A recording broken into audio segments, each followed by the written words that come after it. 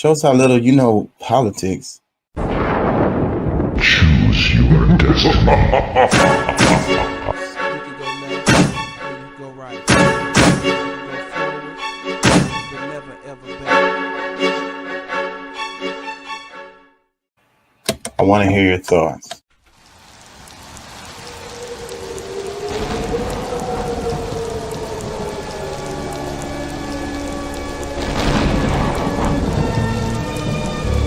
Good evening, my little one. I shall make you psychotic. Mommy, what does psychotic mean?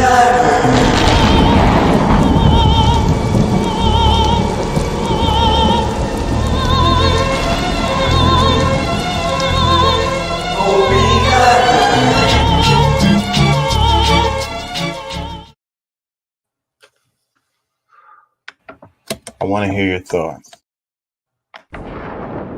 Choose your destiny. You can go left or you go right. You can go forward, but never ever back.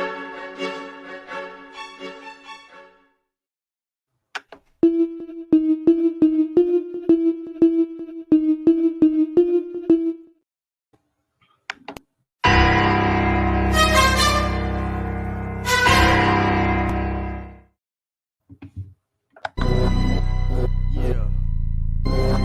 Woke up.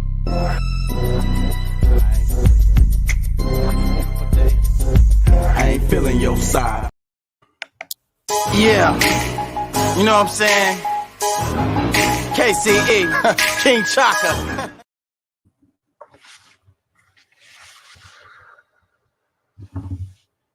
Hey, how y'all doing out there? How y'all feel? Remember, an educated public cannot be controlled. Learn to be active. The views and events expressed here are totally whacked and are not necessarily the views of anyone. ¿Cómo estás? Bien, bien, bien. ¿Podemos ayudarnos más? Sí se puede. Don't take my word for it. Look that mess up, please. We're back. I only did one show last week, and I kind of been doing one show a week, and it just feels like it's a long time in between the shows. Feels like I've been gone forever. And the algorithm is not showing me love lately. So I think I need to produce more content to get the algorithm back on my side. So here we are. We'll definitely do a show tomorrow night. Though I can't stay on here long. I have to work all day tomorrow. The name of the show today is Silence is Deafening. Yeah. It's like,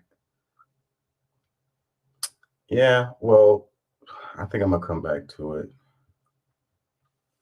Let's do this story that was brought to my attention recently. I thought I had covered this. Can I share this on you? It's USA Today. I don't know if I can.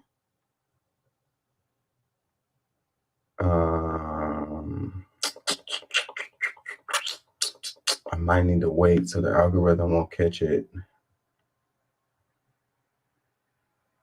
Let's wait. Hold on.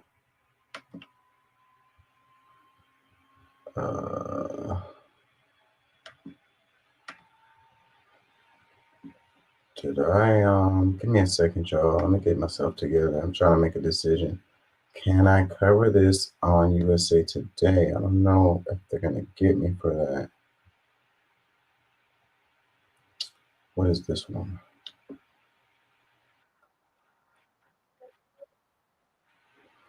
All right, let's do. Oh, this is this TMZ? No, it's not TMZ, but they're gonna show a clip from TMZ.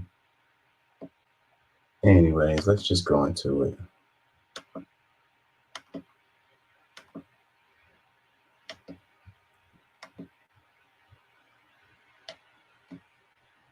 Rose Blanchard, the Missouri woman who persuaded her boyfriend she met online to kill her mother, was released early yesterday and now enjoying her new life outside of prison with her husband. TMZ's Branson Quark joins us now in Branson. How did Gypsy and her husband meet? Well, it's really interesting. I've been reading up on how this whole thing went down, how the two met. Well, Ryan Anderson, that's her husband's name. Him and Gypsy, they met because he allegedly just had wrote her a letter. Back in 2020, he had wrote her a letter because his coworker, and this is coming from him, apparently his coworker had wanted to write Joe Exotic, who had been, in prison at the time. Well, he also said, well, I'm going to write Gypsy Rose Blanchard. So Ryan Anderson wrote her a letter, and he himself says that he had no idea that this would, stem into a relationship and eventually turn into a marriage, obviously. But, the two went back and forth emailing, the last 3 years. And in 2022, August, the two got married. She just got released yesterday. So it's really interesting how this whole thing came together. Wow, and now they live happily ever after. Now she's posted a selfie on socials. What has Gypsy? He looks much older than her. Like, what kind of deal did they got? Did the marriage have anything to do with her getting out of prison? They got married while she was in prison, apparently. Been up to since being released yesterday? Well, she's been busy since she got released. She was released yesterday, 3:30 a.m. in the morning. She went out, and the first thing that we saw her do, first priority on her list apparently, was to go get shoes. We snapped some photos of her walking out of her hotel in just some socks. So obviously maybe she didn't have some shoes to put on, so she went to the store, got some shoes at a local Missouri mall with him. He drove her around in his Cadillac, and then on social media, like you said, she posted a selfie which garnered up over 2 million likes, and it was met with so much support, so many supportive comments. I was going through some of the comments this morning, and I mean, she's meeting a lot of support on this.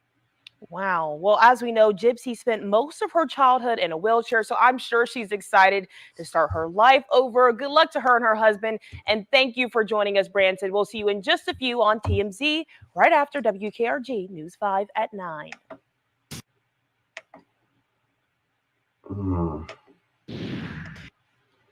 So I don't know if y'all know this story. Let's see if we can pull up something that explains it. Let's look at this newspaper, this AP article right quick.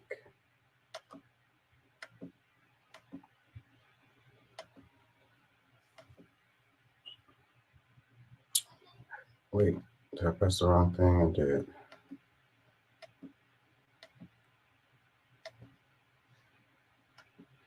Let me make sure y'all can hear me. Am I talking to myself? Let me make sure y'all can hear me. Okay. Let's look at this AP article right quick.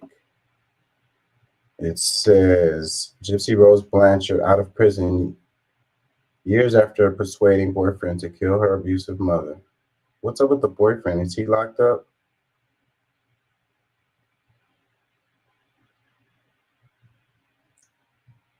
Let's see. Says this is by Heather Hollingsworth, December 28th, 2023. Gypsy Rose Blanchard, the Missouri woman who persuaded an online boyfriend to kill her mother after she had forced her to pretend for years that she was suffering from leukemia, muscular dystrophy, and other serious illness, was released Thursday from prison on parole. Man, they're going to make a movie out of this. It sounds like a movie plot already. I saw something like this, a movie similar to this story right here, like making the kid feel sick or think that they were sick.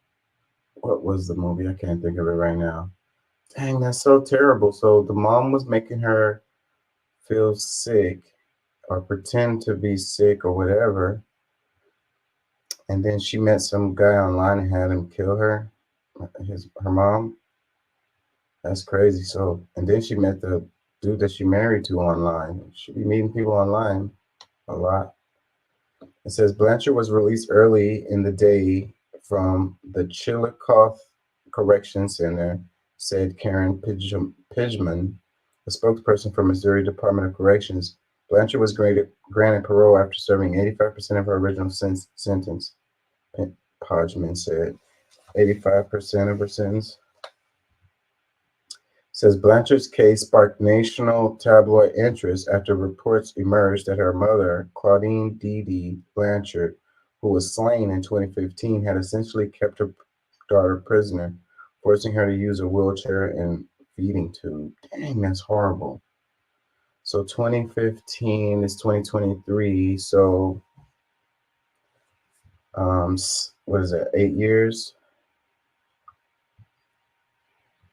So they didn't give her that much time. If she served 85% of her time, had to be a court trial and all that. Let's see. It turned out that Gypsy Blanchard, now 32, was perfectly healthy, not developmentally delayed as her friends had always believed. Her mother had Munchausen syndrome by proxy, a psychological disorder in which parents or caregivers seek sympathy through the exaggerated or made up illness of their children, said her trial attorney, Michael Stanfield. So yeah, so it's a mental disorder. It's like you want the sympathy from people, so you make your kid sick. Wow, that's so twisted. It says people were constantly telling Dee Dee what a wonderful mother she was, and Dee Dee was getting all of this attention, he said. Through the ruse, the mother and daughter met country star Miranda Lambert and received charitable donations, a trip to Disney World, and even a home near Springfield for Habitat for Humanity. Stanford said Gypsy Blanchard's mother was able to dupe doctors by telling them her daughter's medical records had been lost in Hurricane Katrina. If they asked too many questions, she just found a new physician, shaving the girl's head to back up her story. Among the unnecessary procedures Gypsy Blanchard underwent was the removal of her salivary glands. Salivary glands. Her mother convinced doctors it was necessary by using topical anesthetic to cause drooling. Dang. Wow, so she can't taste nothing now? Oh, God, what a terrible. You know, this is a reflection of how our healthcare system is kind of messed up, too. Because if she was able to do this, we should have they should have medical records that all the doctors can tap into, like a database. Why don't we have that? We live in the damn future. Like, they could have a database that all doctors plug the chart. They fill out the chart on the database that's nationwide, and anybody can look at it. Any doctor, any physician can look at it, and then that way you won't have to, what drugs they had, what surgeries they had. You don't have to keep asking the patients because the patients aren't very reliable with that shit. How many have you had any surgeries before? Are you allergic to any medications? What medications are you on? What medications have you been prescribed? A national database will solve all of those problems. It will be easier to do diagnosis and everything. It just makes sense why we don't have that. Gypsy Blanchard, who had little schooling or contact with anyone but her mother, also was misled, especially when she was younger, Stanfield said. The doctors seem to confirm everything that you're being told. The outside world is telling you that your mother is a wonderful, loving, caring person. What other idea can you have? Stanfield said. But then the abuse became more physical, Stanford said. Gypsy testified that her mother beat her and chained her to the bed. Slowly, Gypsy also was beginning to understand that she wasn't sick, and as her mom said, I want to be free of her hold on me, Gypsy testified in 2018 trial of her former boyfriend, Nicholas Gojon of Big Bend, Wisconsin, who was serving a life sentence in the killing. She went on to add, I talked him into it. Dang. So look how many people's lives got messed up behind this. So the mom is dead. The boyfriend is serving a life sentence. The daughter did 7 years or whatever. When she took the stand at his trial, prosecutors already had cut her a deal because of the abuse she had endured. In exchange for pleading guilty in 2016 to second-degree murder, she was sentenced to 10 years in prison. The first-degree murder charge she initially faced would have meant a life term. Says Nick was so in love with her and so obsessed with her that he would do anything. Goldjohn's trial attorney Dwayne Perry argued in court, saying his client has autism and was manipulated. Dang. Prosecutors, however, argued that he was motivated by sex and a desire to be with Gypsy Blanchard, who he met on a Christian dating website. So he was motivated by sex. He met her on a Christian dating site. According to the probable cause statement, Gypsy Blanchard supplied the knife, hid in a bathroom while Goldjohn repeatedly stabbed her mother. The two ultimately made their way by bus to Wisconsin, where they were arrested. Things are not always as they appear, said Greene County Sheriff Jim Arnott, as the strange revelations began to emerge. I hadn't really heard of this story. I think slightly, but I didn't know all this. It says even Gypsy's age was a lie. Her mother had said she was younger to make it easier to perpetuate the fraud and got away with it because Gypsy was so small, just 4 feet 11 inches, 150 centimeters tall. Law enforcement was initially so confused that the original court documents listed 3 different ages for her, with the youngest being 19. She was 23. Greene County Prosecutor Dan Patterson described it as one of the most extraordinary and unusual cases we've seen. Stanfield recalled that the first time he met Gypsy, she got out of breath walking with 75 yards from the elevator to the room where he talked to her. He described her as malnourished and physically frail. He says, I can honestly say I've rarely had a client who looks exceedingly better after doing a fairly long prison sentence, Stanford said. Prison is generally not a place where you become happy and healthy. And I say that because to me, that's kind of evidence to the rest of the world as to just how bad that Gypsy was going through really was. Gypsy Blanchard later said it wasn't until her arrest that she realized how healthy she was. But it took time. Eventually, she got married while behind bars to Ryan Scott Anderson, now 37, in St. Charles, Louisiana. So she looks younger than she is. So that guy is not that much older than her.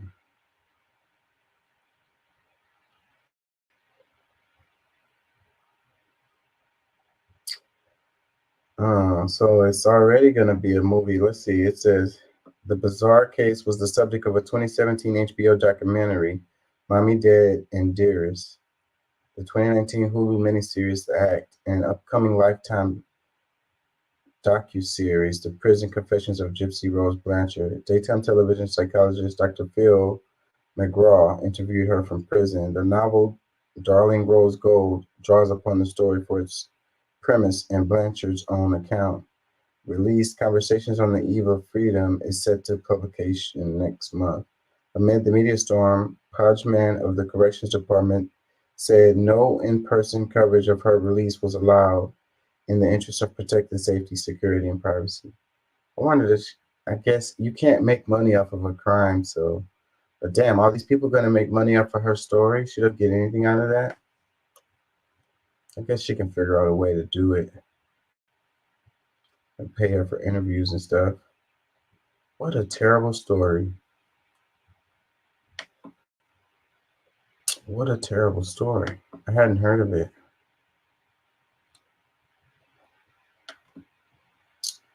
Let's do this right quick. Just to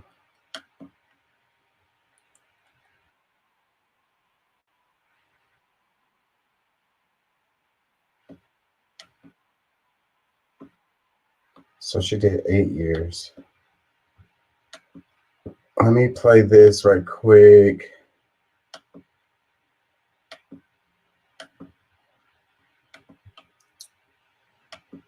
And then we'll move on.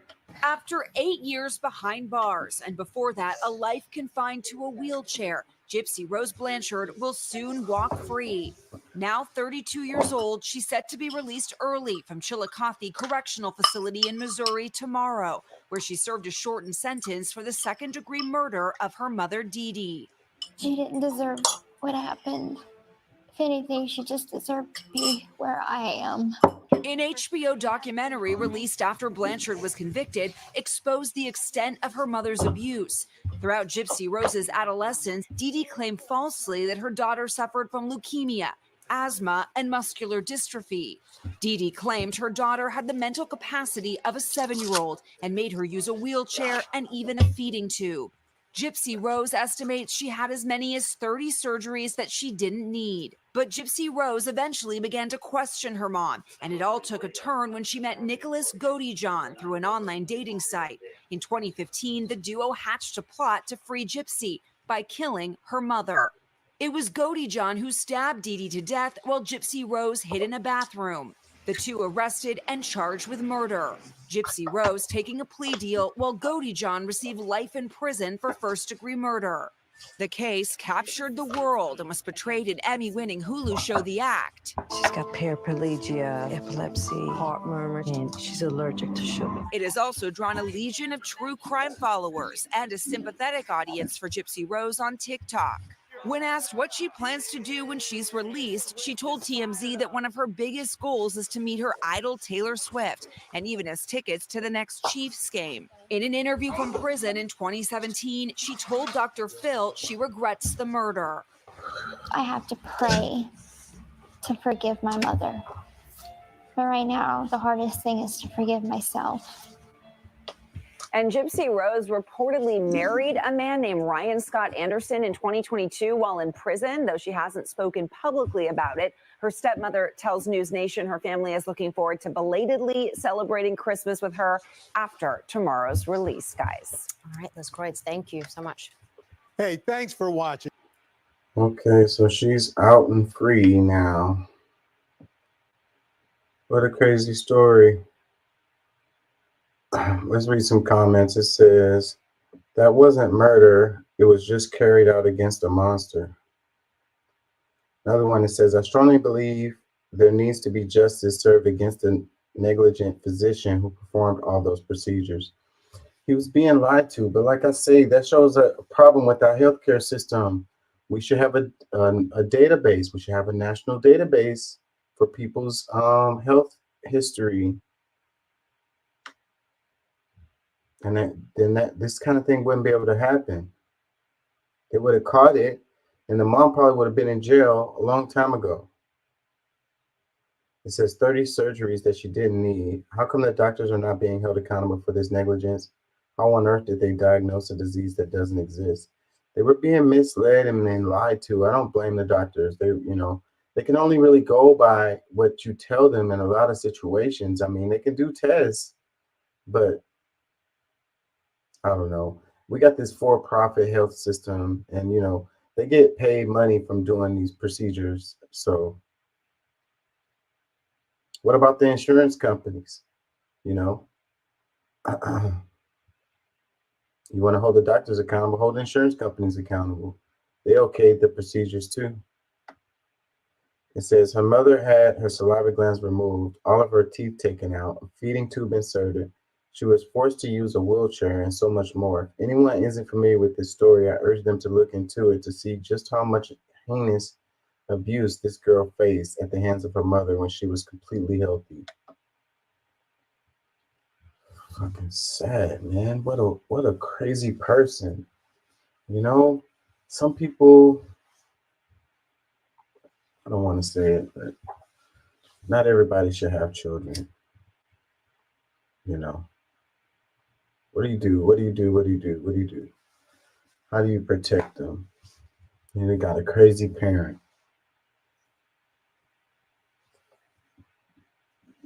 CPS, what about CPS services? CPS didn't, I don't know. Another comment, it says, Gypsy's crime was one of desperation. She had been tortured and abused for so many years. She knew she had to get away and couldn't think of any other way. We should all allow her to live as a normal life as possible upon her release. Wishing her all the best in her future.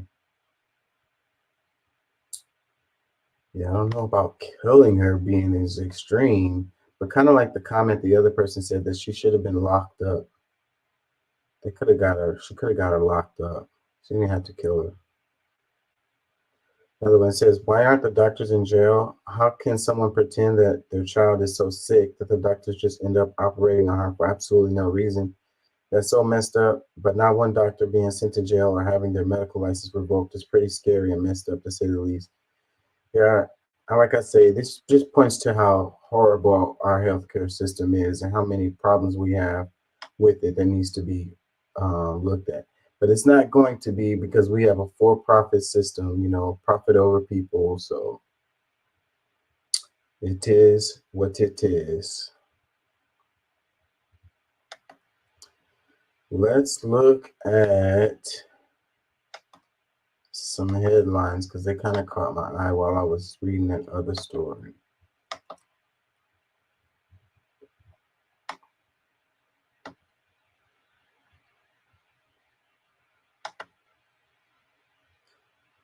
What is this one? Utah therapist pleads guilty to abusing children with YouTube mom. Trump says he didn't know his immigration rhetoric echoes Hitler. That's part of a broader pattern. That's not a new story.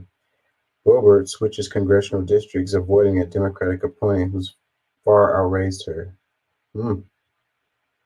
Argument over Christmas gifts turned deadly as a 14-year-old kills his older sister. I saw this case. Let's look at this one.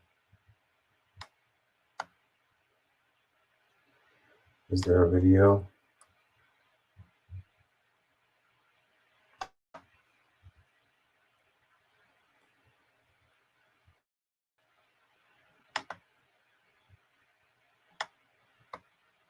There's no sound. Brother kills sister over Christmas gifts argument. Says a 20-year-old Florida woman. Why does it do that? Injured another teen brother in custody after argument over Christmas gifts. According to authorities, his sister was trying to stop her 14-year-old and 15-year-old brother's argument over Christmas gifts in Florida. 14-year-old shot his sister, and then the oldest brother shot the other brother for shooting their sister. Dang. This is what happens when you got young delinquents that carry guns. They get up. Oh, shit. My bad, y'all. Young delinquents. Young delinquents, huh?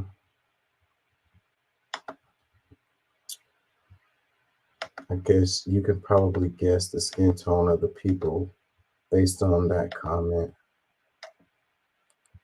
Each other, and one of them kills his sister, who's a mom to a 10-month or 11-month-old baby and a 6-year-old boy.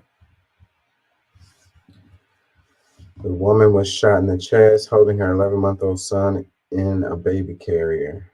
14-year-old was charged with first-degree murder and child abuse. 15-year-old brother was charged with attempted first-degree murder and tampering with evidence. Is there a video to this?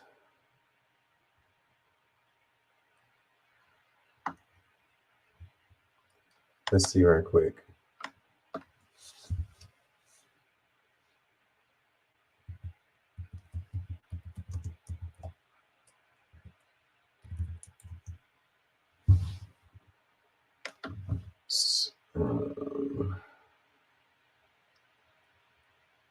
Is this going to be the same one? Hold on, y'all. Yep, that's the same one we just looked at.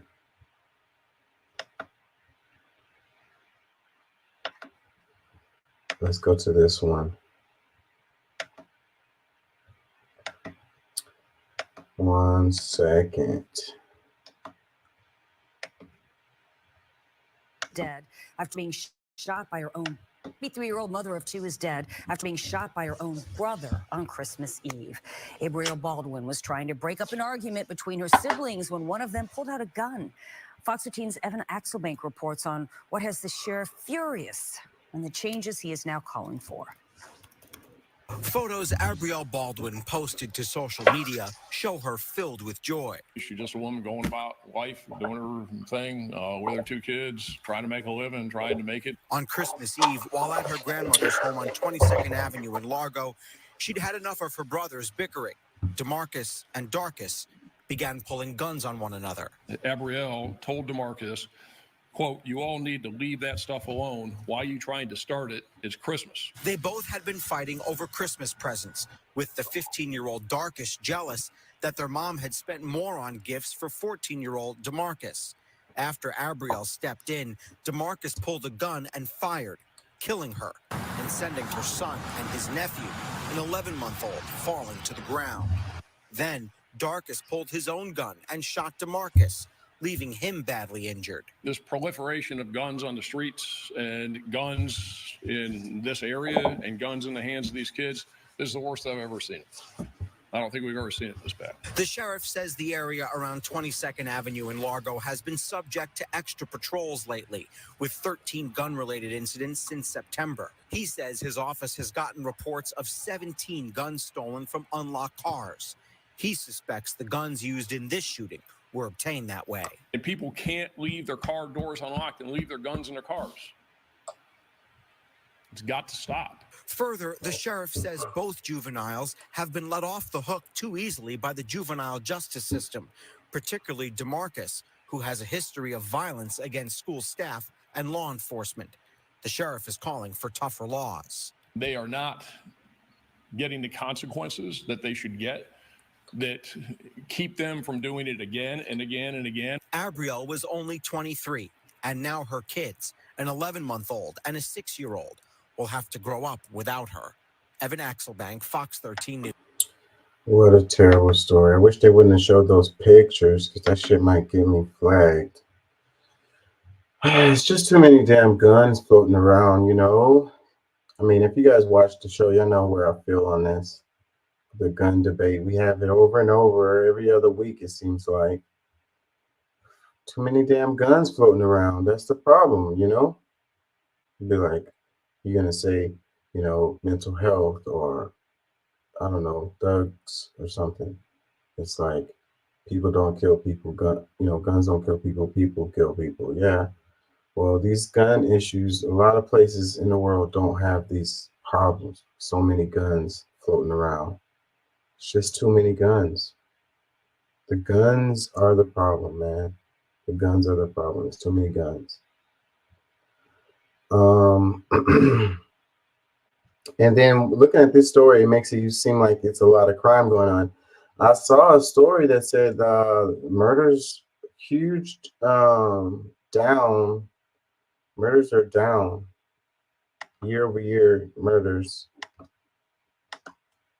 for the states is down.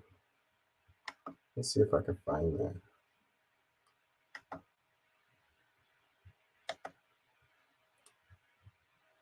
I might just come back to it because I might not be able to find it.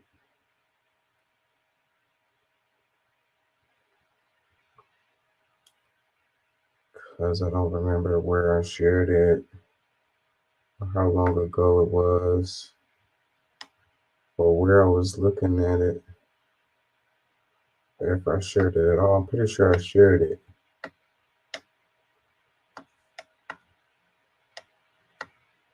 What a horrible story.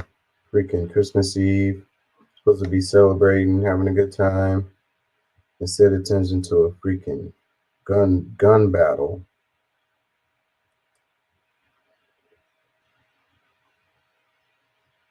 Yeah, I don't see it. Oh, here goes the story again. Florida teenager shoots and kills sister in dispute over Christmas presents. 2 teenage brothers were arrested following a dispute over Christmas present that led to fatal shooting of their 23-year-old sister, Abrielle Baldwin, according to Florida law enforcement. While the family was out shopping on Christmas Eve, an argument started over who was getting more gifts. The dispute continued when they got home, with one brother, 14 years old, threatening the other 15-year-old with a gun. Pinellas County Sheriff Bob Gualtieri said during a December 27th conference. Their sister, who was carrying an 11-month-old son, attempted to intervene, but the 14-year-old shot her in the chest. In response, the 15-year-old shot his younger brother and fled the scene, according to the sheriff. Both shooting victims, Baldwin and the 14-year-old who shot her, were taken to the hospital. Baldwin, a mother of two, was pronounced dead at the hospital after suffering internal bleeding. The baby was not hurt. The sheriff said the younger brother is in stable condition and will be taken into law enforcement custody when released. Gaultieri added that local prosecutors will determine whether to charge the younger brother as an adult. The older brother is facing charges of attempted first-degree murder and tampering with evidence.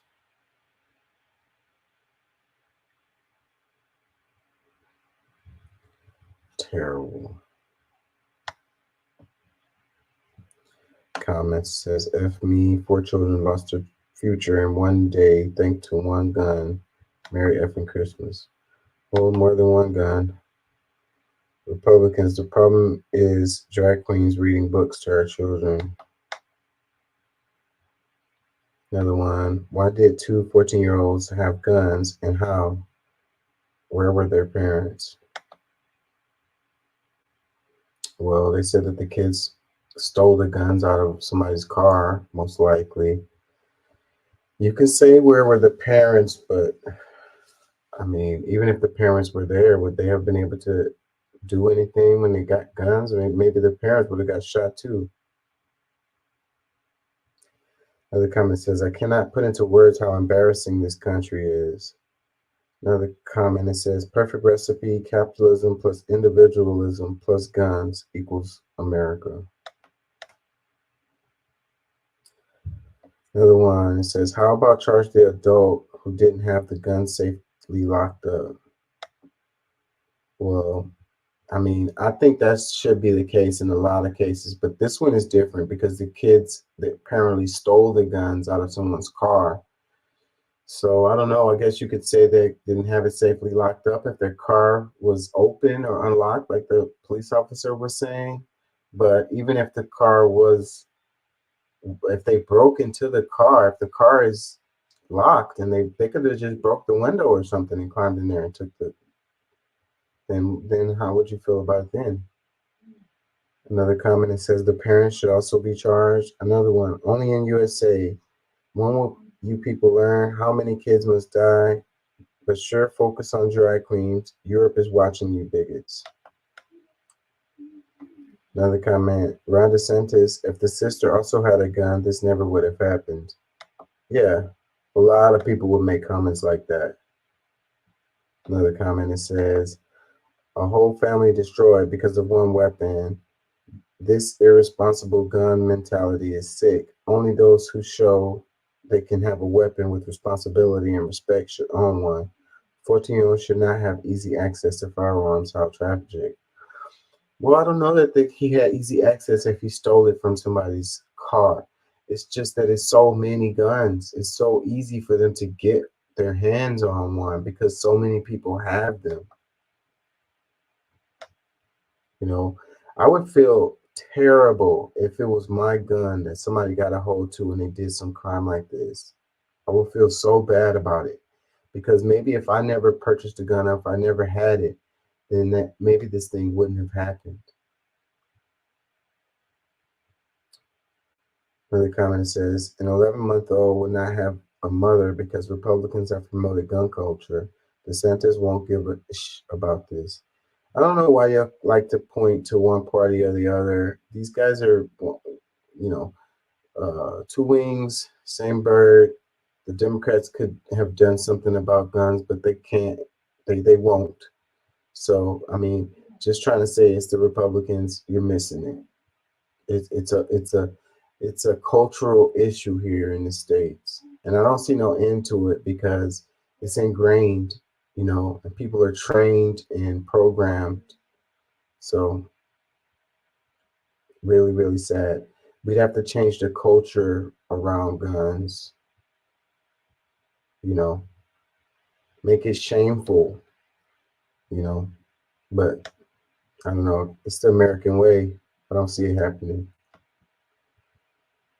we'll be looking at this kind of stuff probably forever here in the States. I don't see it changing.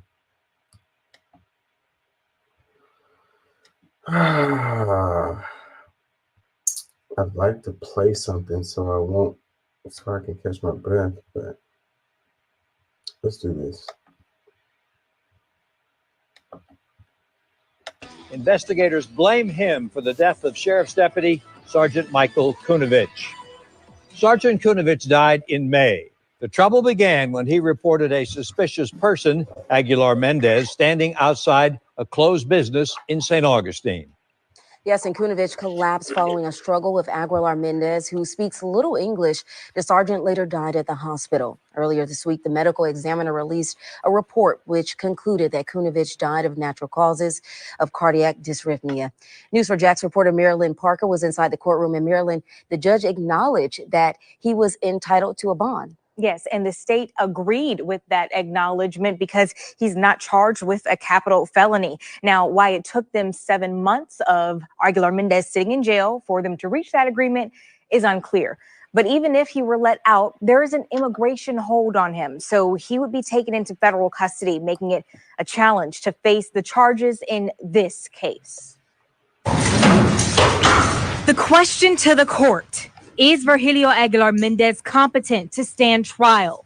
The 18-year-old from Guatemala is accused of manslaughter in the death of St. Johns County Sheriff Deputy Michael Kunovich. All rise. During a competency hearing Friday, psychologists describe Aguilar Mendez's thinking as concrete. He didn't know the names of the legal charges, and I explained what the names were, and I explained what they were. Most important than the names is that he couldn't understand that he was being accused of manslaughter and that involved somebody dying. They say he has a 6th grade level education, tends to answer yes, no matter the question, gives. We saw Virgilio Aguilar.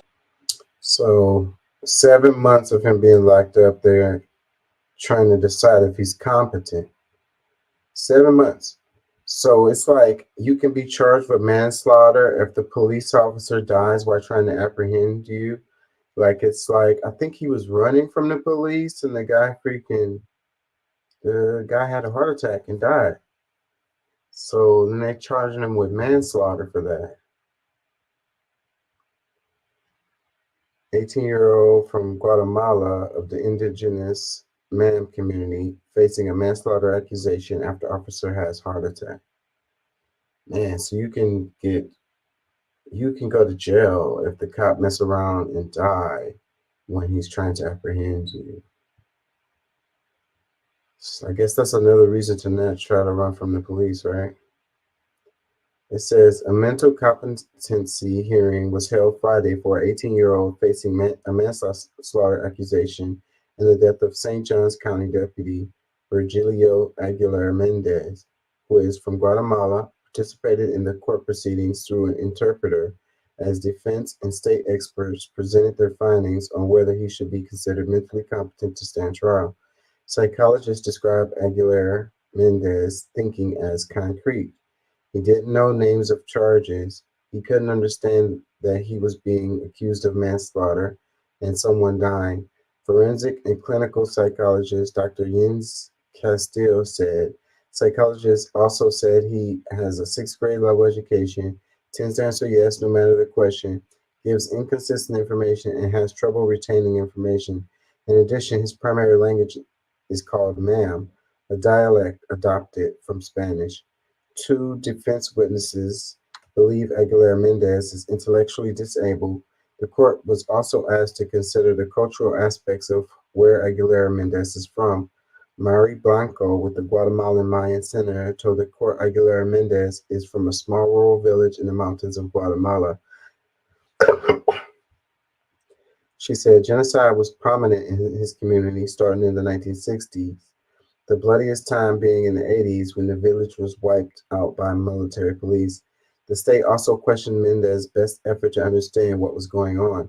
The witness recommended he is competent to proceed, even though he is unfamiliar with the legal system in the U.S. and performed poorly during their interviews. Dr. Davis argued if he had an intellectual disability, he would need more support than what he has to be able to do what he was going before the incident, like living with roommates, buying food, performing work, etc. He said it's hard to say he has intellectual disability without testing. The defense argued Dr. Davis didn't ask Mendez how he was able to get to work, manage money, get food, or even how he got to the country. I think all of that is beside the point. I mean, him being competent. So, so if he was competent and he ran away from the police, he was competent and he ran away from the police, and then the police officer died, then he deserves to get the manslaughter charge. Is that what they're saying? I think all of that stuff, where he's from, and all of that stuff is, if he's competent or not, is all beside the point. I mean, it said the guy died of natural causes. I saw that somewhere. So the guy died of natural causes. His job is to apprehend people. So if he's not healthy enough to do that job, is that the fault of the person he's trying to apprehend? If it would have been the next person that he was chasing and he, had a heart attack and died, would that person supposed to get manslaughter charges? Like, regardless if they were from Guatemala or if they were from the United States? That's the issue I have with this. I don't, regardless, whatever it was, if the guy did something illegal, then he should go to jail for it or whatever. And like they said, regardless of what happens with this case, after it's over, they're going to send him to the feds and he's probably going to get deported. So, but, my issue is charging somebody, with manslaughter because the guy died of natural causes during the time of him chasing after him. Now, if the guy did something to the police officer, like stepped on his neck or something, or choked him out or something, and that led to the cardiac arrest, then that would be totally different. Let's read some comments. Occupy Everything. It says, after all the testimony Friday, Judge R. Lee Smith said he was going to take some time to consider everything that had been presented. I will think about this a little bit more. This is a complex situation, as we all can agree, Smith said, adding that he would either reconvene court to announce his ruling or issue a written order. The bond hearing that was also set Friday will be postponed until after Smith makes his decision. However, during his court appearance on Friday, the judge acknowledged that Aguilar Mendez is entitled to bond since he is not charged with a capital felony. This is something the state agreed with. So if they gave him a bond, then he'd probably just leave the country, right? But this is, like they said, this is complicated. So, but then he's been sitting down for 7 months already for this, and they haven't charged him with anything. That's another thing I have a problem with that. You haven't charged this dude. You haven't even decided if he's competent, but he gets to sit in jail this whole time. Comment that says, this is so disturbing. Another one that says, this is so wrong on so many levels. This poor kid is being punished for nothing. He clearly did not cause that cop's heart attack. The fact that this is even being considered as valid and resulting in a terrible consequence for this young man is disgusting. Another one says, damn, cop just happened to have a heart attack at the wrong time. I don't think it correlates to the arrest. Yeah. Either way, like, this guy is in trouble, bruh. It's like having lightning strike, What a set of bad luck. What did he do in his life to freaking end up in this situation, Wow, what a terrible situation to end up in for this guy. Another comment says, even if he's 18, that's someone's child. Another one says, this boils my blood so much. Another one, so that cop's poor eating choices is the indigenous kid's fault. Okay. Another one says, they're really pinning a lifetime of eating donuts on this kid. Another one that says, when victims die at the hands of the cop, it's always the victim's fault. Yet now when it's the reverse, it's still the victim's fault. The system has got to be dismantled. Another one that says the United States is irredeemable. Another one that says it doesn't matter if he was a genius. The language barrier alone was confusing and this cop was harassing him. So the heart attack is the cop's fault and problem, not this man. Better lawyers needed ASAP. I don't even think it takes a really good lawyer to freaking this. That's probably another reason why this kid is in so much trouble, is because he doesn't have any really good representation for him. So I think I remember this story. Like the cop just looked at him and figured he was suspicious, like out the blue, just randomly, and then started, you know, trying to apprehend him or whatever. The language barrier, the kid probably freaked out and just ran, and then the guy ends up having a freaking heart attack. What a horrible situation. It says, how is he responsible for a cop's poor health? Maybe the police can have better requirements. Yeah.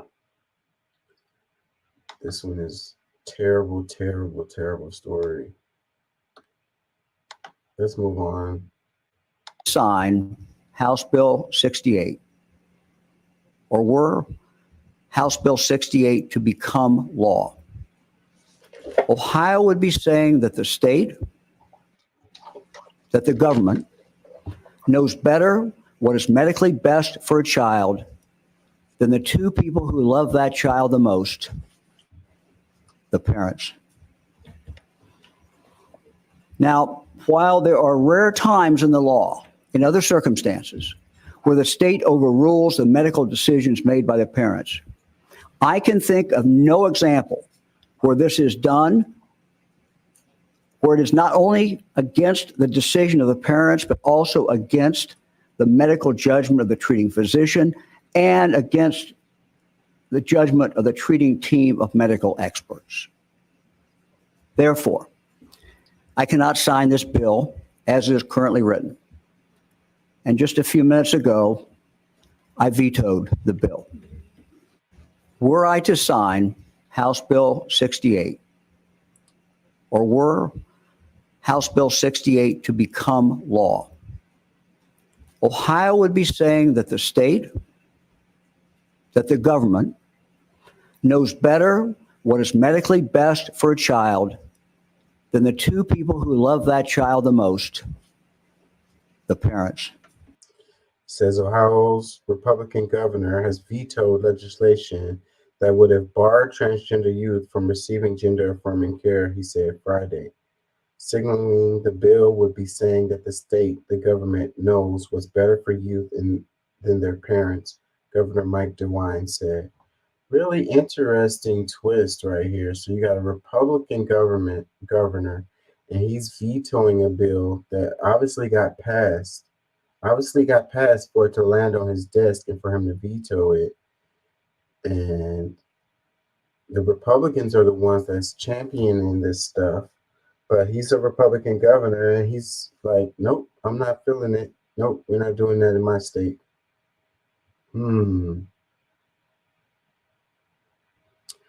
Comments, it says, absolutely stunning to see a fairly reasonable Republican old man in these times.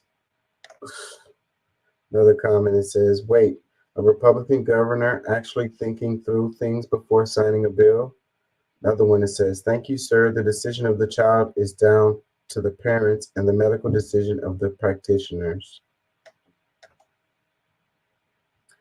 Another comment, it says, yet his government decided women have no rights to make their own reproductive choice. Makes no sense. I know, that's another thing. So, like, on the conservative side, they're against big government, supposedly. And it's, states' rights, it's individuals' choices and stuff like that. But when it's something like this, like with the LGBTQ transgender stuff, then they want to be able to tell the people what they're supposed to do. I don't understand that part. Like, and then with the women and having abortions, it's like they want to be able to tell them what they could do with their bodies. But But meanwhile, you're for small government, you know, you're for individual rights and states' rights. I don't see how those two can work together. You know, it's either one or the other. Like, choose a side, pick a lane. It says first they force you to have the kid, then they want to tell you how to treat them medically, then they want to control what they read and are taught, but don't want to pay for anything using tax dollars we give them. Make it make sense. Another one, it says, so cruel if they actually were informed about how they are harming kids, not allowing it. Another one, that makes complete sense to me. I have no personal stake in this decision, but the reasoning seems right. Another one, it says, he vetoed a child protective bill, get it right. Another one, it says, guarantee he's on the Epstein list. A child protective bill.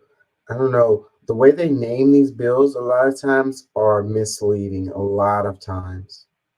Let's read this. It says, Republicans are learning slowly that you don't take away people's rights just because they don't align with them.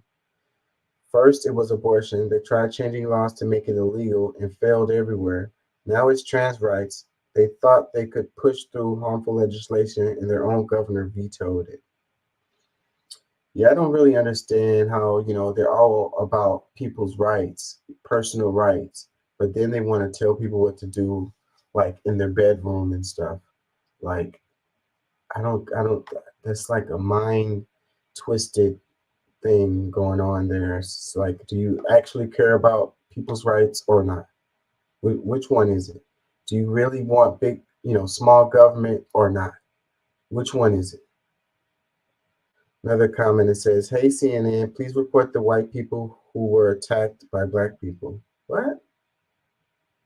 What? Another comment says, yes, a reasonable thinking politician who put the party line aside to do what's in the best interest of the individual actually living this circumstance. Another one says, wow, thank you. So refreshing to actually agree with the Republican. It's been since 2016. Governor Mike DeWine. And like I've been saying a lot, we have this division that's going on, this left, right, Republican, Democrat thing. But most of us agree on things, and that's the real bottom line. The overall, most Americans agree on the main big issues, but the media, they love to focus on the few things that we disagree on, and we just seem, they got us fighting with each other, and it's really sad. Whether they're Republican or Democrat, if they're saying something that I agree with, then I'm going to be like, boom, I agree with it or whatever. I'm with them on that. I don't care if they have an R or a D next to their name. It doesn't matter. A lot of people are more concerned with who the words came from than the words themselves. That was my mom calling, and I'm kind of curious what she's calling me for, so I want to call her back. So let me play something to give me a chance to do that.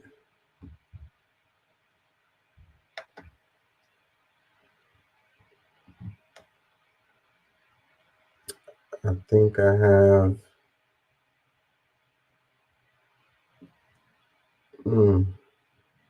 Yeah, let's do this.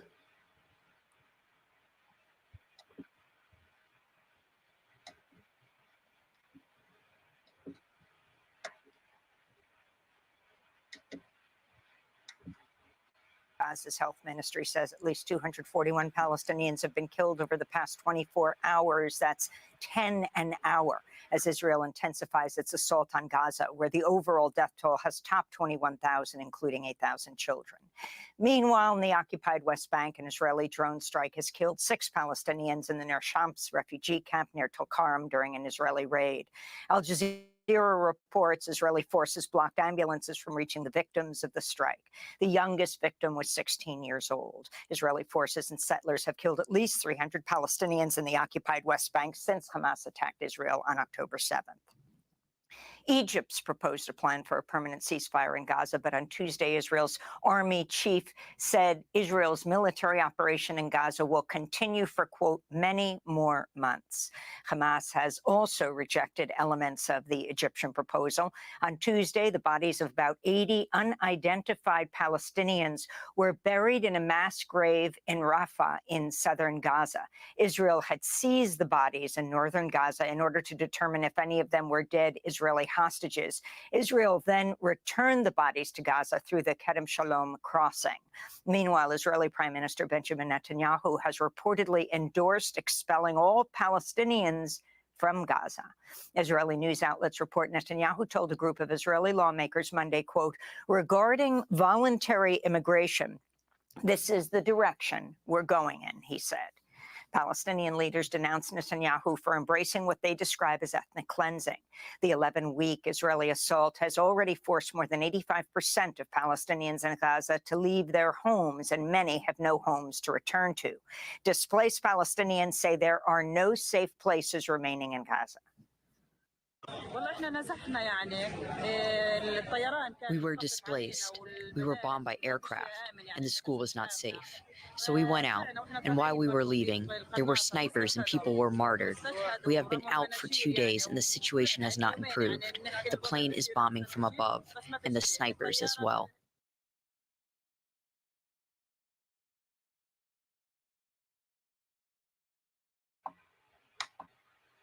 Hope they didn't play anything that was bad in that video that's going to get me caught up. Yeah, the internet has been harsh, and the algorithm has been hard on me. I haven't been getting my views. Yeah, I don't know what they showed in there. I hope they didn't show nothing that's going to get me. Freaking, yeah, northern Israel got hit.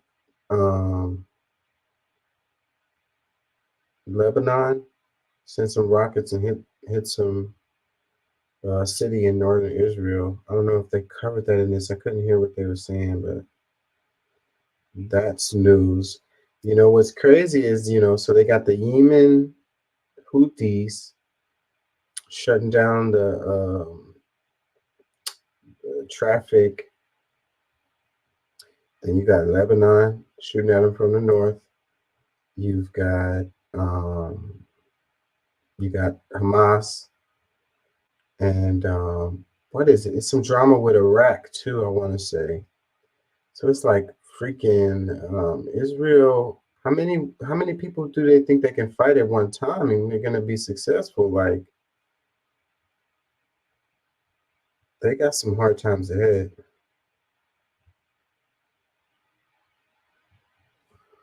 Hard times ahead for them.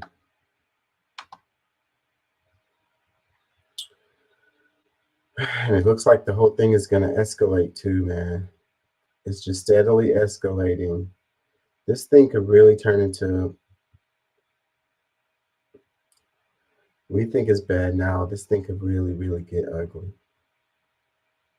The United States would be automatically, we're the first ones who's going to jump in. We're already, directly involved, but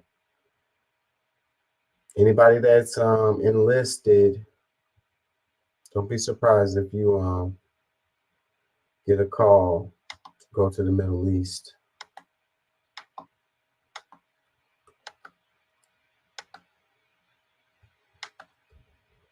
Let me see, what do we want to do now? Let's go back to Insta. I'm losing y'all, huh? Pat probably went to sleep. Doc probably didn't think I was coming on.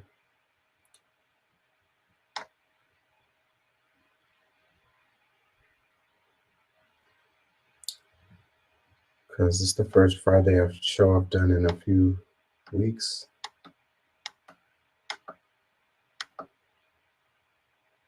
War in Ukraine, Russia unleashing its largest attack today since the fighting began nearly 2 years ago. The massive barrage of missiles and drones simultaneously targeting civilians in 6 major cities, dozens killed. Here's ABC's Marcus Moore. The skies over Ukraine were set ablaze after Russia unleashed its largest attack since the start of their full-scale invasion. Civilians seen running for their lives. At least 31 people killed and more than 100 injured. In Dnipro, a mall in flames. This maternity hospital where mothers were about to give birth left in ruins. In Odessa, a residential building engulfed. Flames and smoke rising into the air. Crews rushed to save this man buried alive in Kharkiv, lifting a concrete block off his back.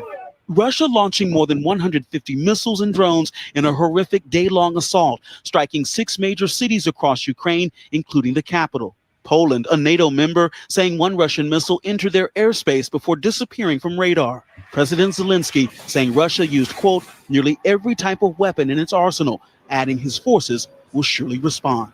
With today, President Biden warned Republicans wishing to scale back aid to Ukraine, writing, quote, history will judge harshly those who fail to answer freedom's call.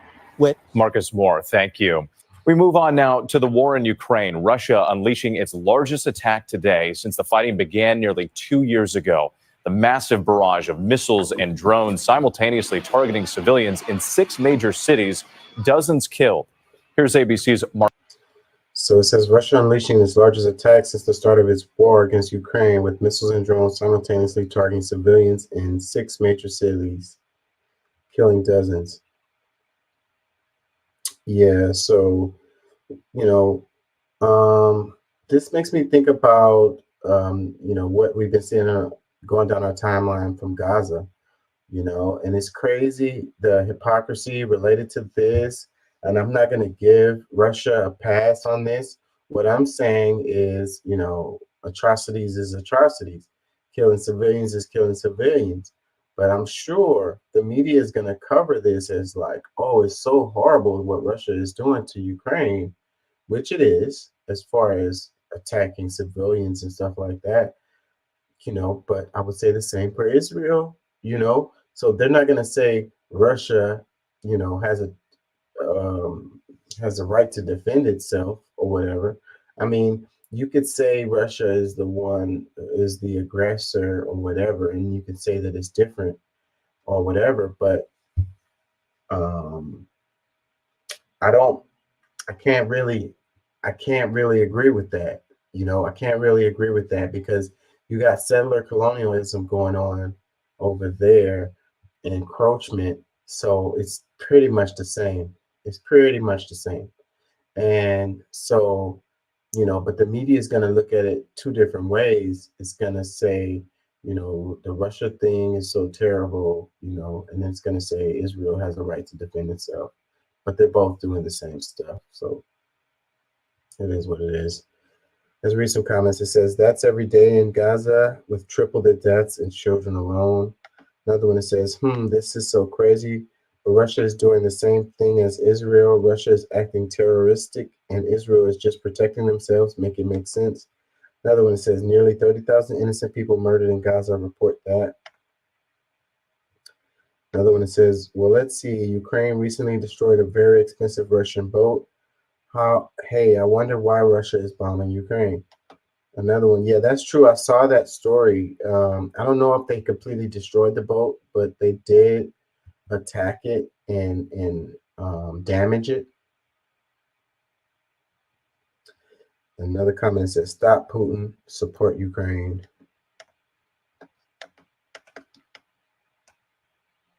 Another comment says, nobody cares about the Ukraine, drop this old news. Another one that says, oh, well, just like you support that's real Zionist occupiers. Another one that says, it's unbelievable how you haven't even reported on a single bomb in Gaza for the past 80-something days and 20K plus murders. I don't know if that's true, but I don't really watch ABC, so. It says Ukraine needs to call on the European allied nations. It says Russia looks like an amateur compared to Israel. Another one that says, I support Ukraine. Another one that says, yeah, nobody cares. Those people have already gotten enough attention and sympathy. Tell us about the suffering in the Middle East. Another one that says, pray for Ukraine. Another one that says, sending strength to people in Ukraine. It says, boohoo, Russia has the right to defend themselves. Yeah. They basically were saying what I was saying. I don't know how long I'm gonna stay on here.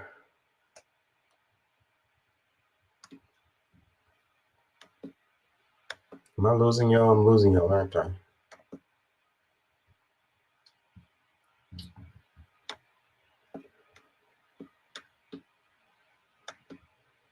Let's do this one. It says, this is what, hold on, can y'all hear me? It says it right here. It says, this is what oligarchy is about. Today, just 3 Wall Street firms, BlackRock, Vanguard, and State Street, manage $20.7 trillion in assets. These 3 firms are major shareholders in 95% of S&P 500 companies. Democracy will not survive with this concentration of economic and political power.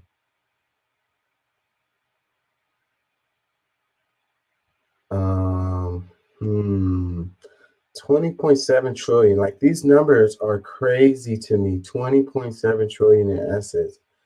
Let me do a quick search. How much money is in circulation in the world?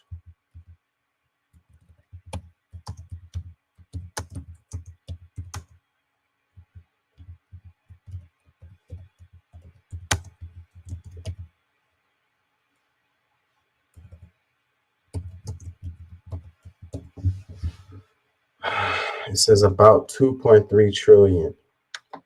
What? So hold on. 20.7 trillion in assets. So hold on. Let me share this, what popped up on my screen.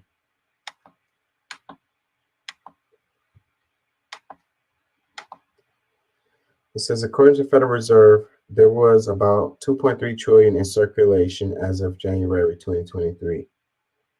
So how much, including assets,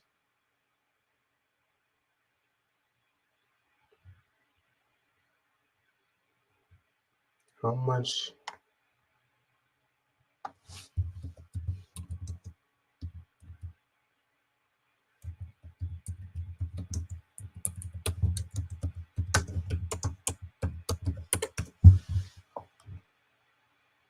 Hmm, 28 trillion. Let's see. I guess this is I guess I didn't. Let's do this.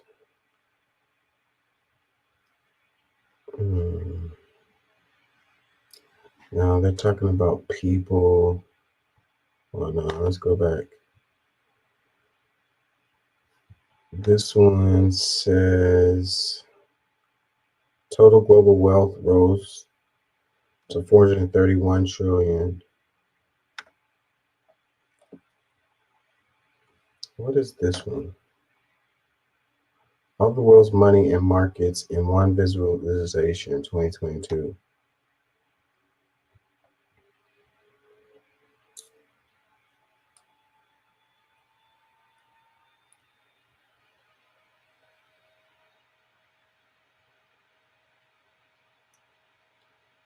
Yeah, these charts, I don't want to take the time to read them.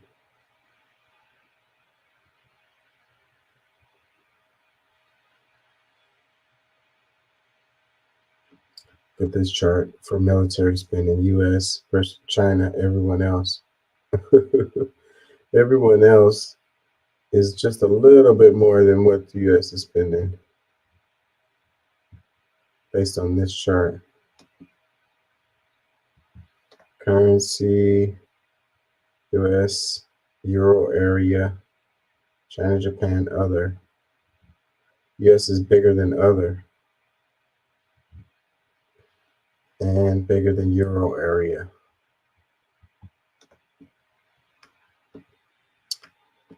Anyways, this number, 20.7 trillion just really sounds crazy to me.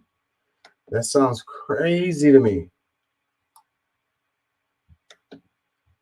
Oh, y'all couldn't even see what I was looking at.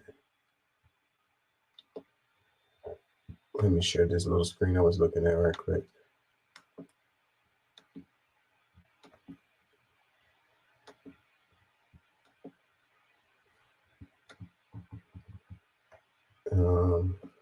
It's a little article. It says all the world's money and markets in one visualization, 2022. And we got Sam Bankman-Fried on here. This is before he went kaput.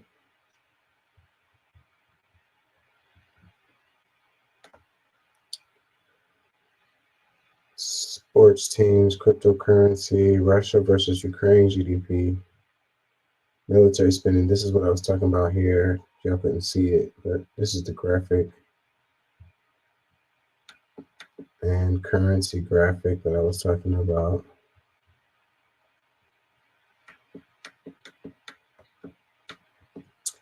Yeah, I wish they would just give me a number for like in trillions of dollars and, you know, assets and everything. That's kind of what I was thinking about, because this number, 20.7 trillion, like these numbers can't be real. Like, I just think that what I think is a lot of this stuff is just numbers on a computer screen going back and forth. Don't have no real life actual value, like actual money, actual even assets or whatever. Like, it's just like some damn numbers typed into a damn computer screen that we all respect and believe in, and that's what makes it real. But I don't think it's real. $20.7 trillion that 3 companies are freaking controlling. What happened to the antitrust stuff? You know, how did we get here? Was it like this in the past? I wonder. Is this the first time in history that it's been this way? Or has it always been this way? Comments, it says, however, BlackRock and Vanguard supports 99.9% of everything you support. Climate change, racial equity, communism. I could keep going. I don't know whoever posted this. That doesn't really make any sense. Like, how are they gonna support communism if they are managing 20.7 trillion in assets? That is not communism, bro. Like, what definition of communism are you using? You know, it's like climate change, racial equity. It's not racial equity either when 3 companies are holding 20.7 trillion. Are they busting that up between all the racial groups or whatever or something? You know, yeah, climate change. What the hell ever. If it makes them money, I'm sure they support it. Come on, you guys. Let's read another comment. It says, what kind of democracy exists when AIPAC runs the all U.S. Israeli policy and has the power to fund an entire genocide via American tax dollars? Antitrust. Am I sharing? Okay. It says democracy died when Reagan took office. Another comment. I don't think y'all even have a democracy in the first place with all that lobbying. Another one. BlackRock is also the largest investor in guns and munitions that get used to blow up countries that resist falling in line with the other financial interests. Another one. What do you know about democracy? You support an apartheid state. Another comment that says, eat the rich in lobbying. Another comment that says, where do you say this when you're carrying water for the genocidal U.S. empire? Congrats on destroying your legacy and being complicit with genocide.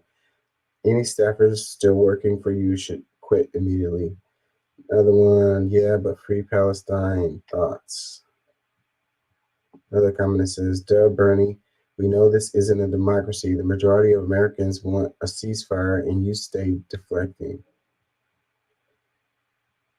Everything goes back to that.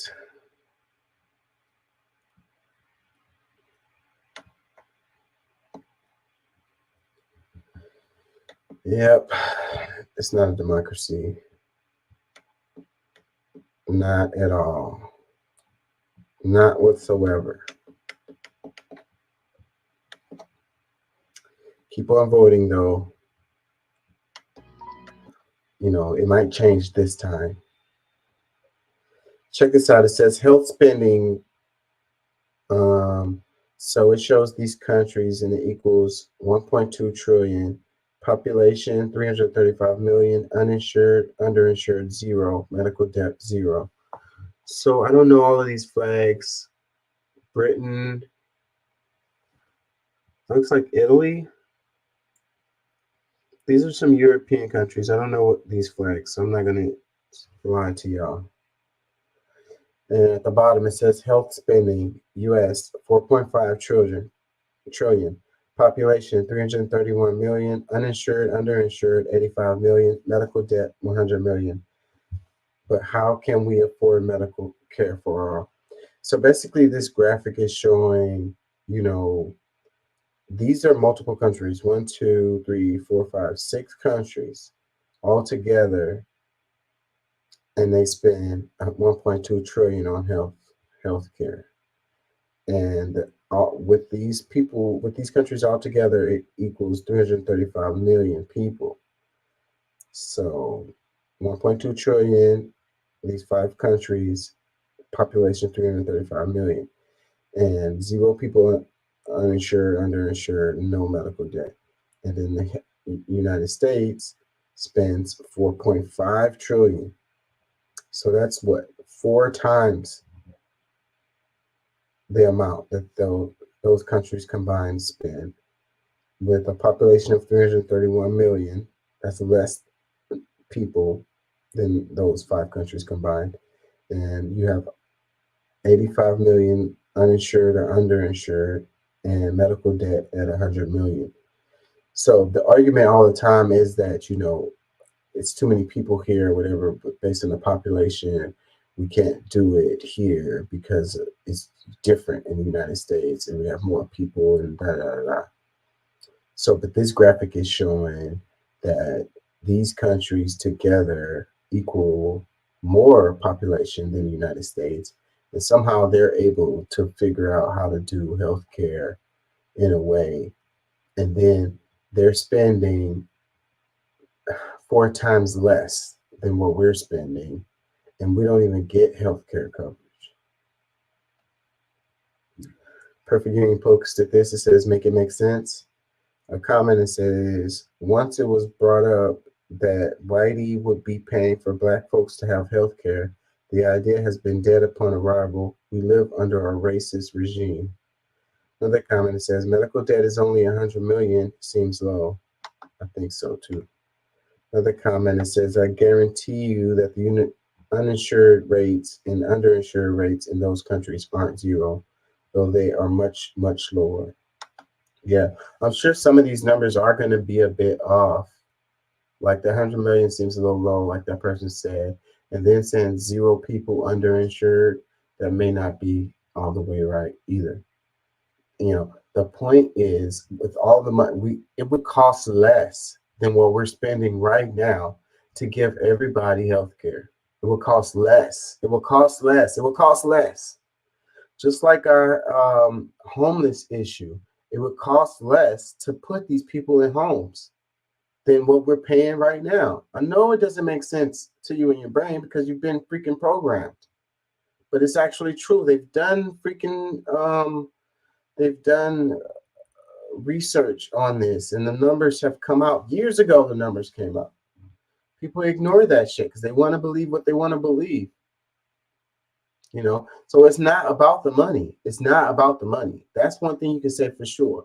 So when people make the money argument, then I automatically stop listening because that's not what it's about. It's not about that. Because if it was about that, we would do these things because it actually would save money. Another comment that says, even in developing countries, ambulance is free. And here in the States, I don't want an emergency fucking ambulance. I'm gonna freaking go to the hospital on my own, you know, unless it's some kind of like situation where I'm like about to die and I don't even have a choice in the matter. But if I have a choice in the matter, I'm not taking a freaking ambulance. It costs way too much. I'm not going to be able to pay for it. Another comment, it says, laughs in Australian. Your country sucks, dudes. Move here. Another comment, it says, our only option is full-on civil disobedience. Neither party will deliver because it would disobey their corporate oligarchs. And that is the truth. So people want to point fingers at the Democrats or point fingers at the Republicans. Neither one of them will fix this problem because they are beholden to these major corporations, and these major corporations is making a killing. So this 4.5 trillion on health spending, where do you think that money is going? Whose pockets are those going into? That money going into? Those people don't want to get off that money train. They're freaking living in life. So everybody suffering is okay with them because they freaking get to make 4.5 fucking trillion dollars. You really think they're gonna ever want that to change? Never. You know, out of my cold dead hands. Another comment that says, when I lived in Brazil, the we don't have enough money argument was immediately debunked for me.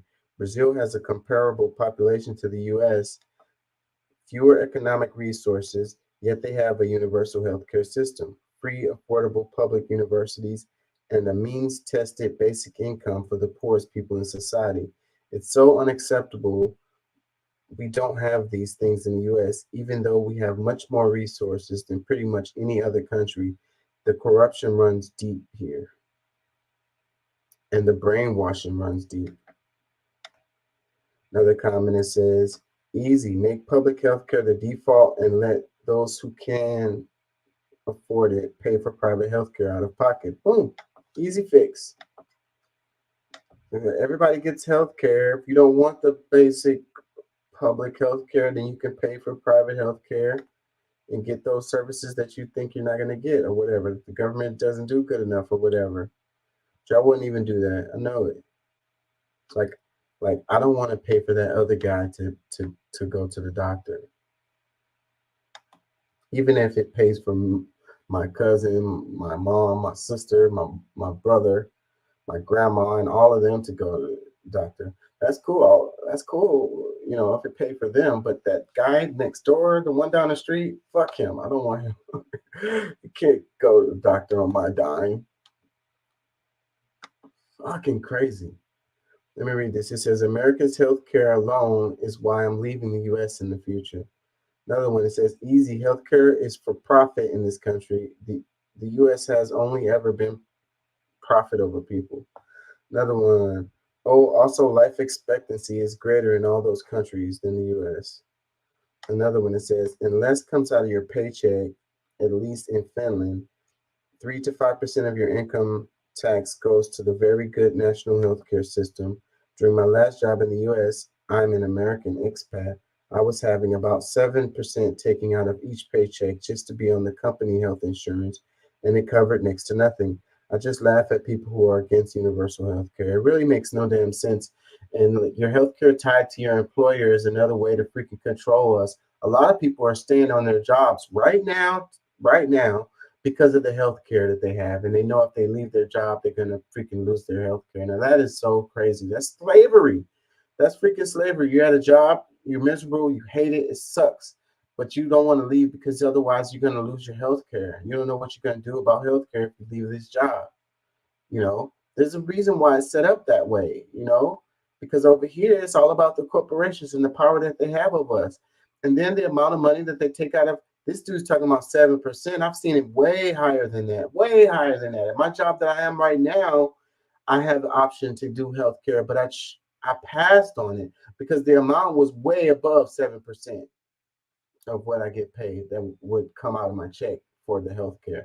And then he said it covers next to nothing. And that's what happens. They're like, you have to pay the minimum deductible or whatever. And that should be like 10,000 or some fucking ungodly amount. Like, we'll cover you if you pay $5,000 up front. Like, I don't have $5,000. Well, what about all that money y'all been taking out of my check all this time? Well, we'll match the funds, but you just have to pay that deductible up front so we could do that. And even still, they're going to argue with you about what they can cover or what they should cover or what's, medically necessary and shit. Yeah, we don't think that's medically necessary. I covered a story on here where it was the lady, she had freaking, what was it, lung cancer or some shit like that. She needed a lung transplant, and her insurance company said it wasn't medically necessary for her to get a lung transplant. And her doctor said she's going to die if she doesn't get a lung transplant. And we don't think that's medically necessary. So I know your doctor says it is, but we don't think so. And we're not covering it. Another comment says late stage capitalism, folks, where the humans are commodities. Another one, don't forget that those countries also have a higher standard of care and lower wait times. Another one says cut down on the bullshit defense budget. I mean, that's if you just did that alone, you'd be able to cover healthcare, homelessness, everybody could eat food,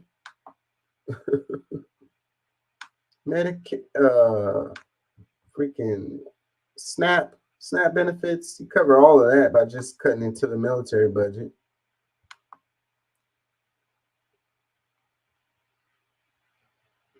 It's like, no, we need defense. They're gonna attack us. They're gonna blow us up. Somebody's coming to get us. So we gotta spend all our disposable income on that shit.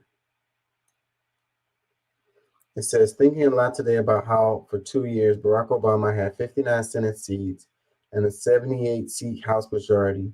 He could have done anything. He could have literally changed the world. He's sharing his favorite Spotify list now while his former staff try to stop people forming unions. The legacy of Barack Obama is crazy. And, if you ask black people here in the States, a lot of black people anyways, they're going to be like, we love Barack. We love Michelle, best president we ever had, And I'm like, well, what specifically did they do for you? What specifically did they do for black? Did they do anything for black people? Like, you can't expect them to do stuff just for black people. Okay. What did they do for average regular folks then? Well, they passed the Affordable Care Act. Okay. Are you on it? No. It says, when the revolution comes, the first thing we're abolishing is Obama's year-end list. OMG. It says 15 years ago, when Obama started helping the Saudis bomb Yemeni children, I bet he had no idea those kids would grow up to disrupt $1 trillion in global shipping and crater the Israeli economy. I bet you he probably did, but he still won. He did what he was supposed to do or whatever at the time, The guy is a really smart guy, and these people know a lot of stuff. Like, they be having reports. The military knows this stuff. He was probably briefed, and he probably knew this stuff, but it didn't matter. It doesn't matter. The politics is what it's all about. It's all about making money. It's all about, the perception, that people have or whatever. The reality doesn't really matter. You kick the can down the road is what you do. It's somebody else's problem now. He cashed in. He's good. He's straight.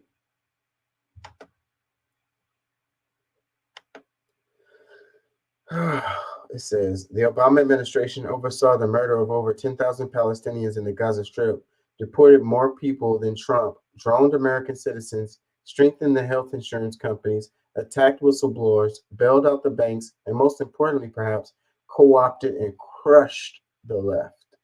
And if that didn't crush the left, when Bernie came and tried to get in there, the left was completely crushed at that point. What was left of the left? There's no left in this country. There's no left. Let me say it again. There's no left in this country. There's no left in this country. Okay? It's gone. It don't exist. It doesn't. What y'all call the left is more moderate, more center. There's no left here. Y'all would call actual left policies craziness. Let me read this. It says, anyone who knew Obama early in his career can tell you that not only was he pro-Palestine, but that he knew in extraordinary detail the bloody history of the creation of the ethno-state and its ensuing crimes. He knew exactly what he was doing in office, and he did it in cold blood. Once you get in there, though, powers that be, the pressures that be is a thing, and a lot of times these people, all they really care about is their ego, their legacy, their, freaking pocketbook. And like I be saying, though, it's like you get to a point where you realize, like, well, it's too much pressure against me. I can't really do anything to fix this stuff. So let me just cash in and take care of my friends and family and live a good life, At the end of the day, I can't really blame people. I wouldn't make that decision, but then it's easy for me to say that sitting here. Because if I'm in that position, then maybe I would think differently. It's like trillions of dollars sitting on my lap and a whole lot of pressure. And you get to choose to either go along to get along or die. Literally. Like those are your two choices. Like you can live a good, great life and have a legacy and go down in the history books, or we can kill you. And, or at the very least, just make you live a completely miserable life for the rest of your days. For your friends and family too. Everybody their life's gonna suck. Your choice, though. Your choice. It says the Muslim ban list was first generated by the Obama administration. It says, left myself, I'm sorry, but if your Muslim friends won't vote for Biden over Trump, the guy who wanted to ban all Muslims from coming to the U.S., they're just beyond clueless. So that's what somebody posted, and then the repost was the Muslim ban list was first generated by the Obama administration. Probably don't believe that or remember that, but it's crazy how we have such a short memory here in this country, especially when it comes to politics. It says, just a reminder that Obama could have codified Roe versus Wade back in 2009. He had a supermajority in Congress and chose not to. Obama says abortion rights law not a top priority. It says Obama had a majority in Congress and Senate and said he will codify Roe and didn't. Biden has a majority for 18 months and hasn't done S. What are you talking about? They have no interest in policy execution. They don't. They get paid to lose.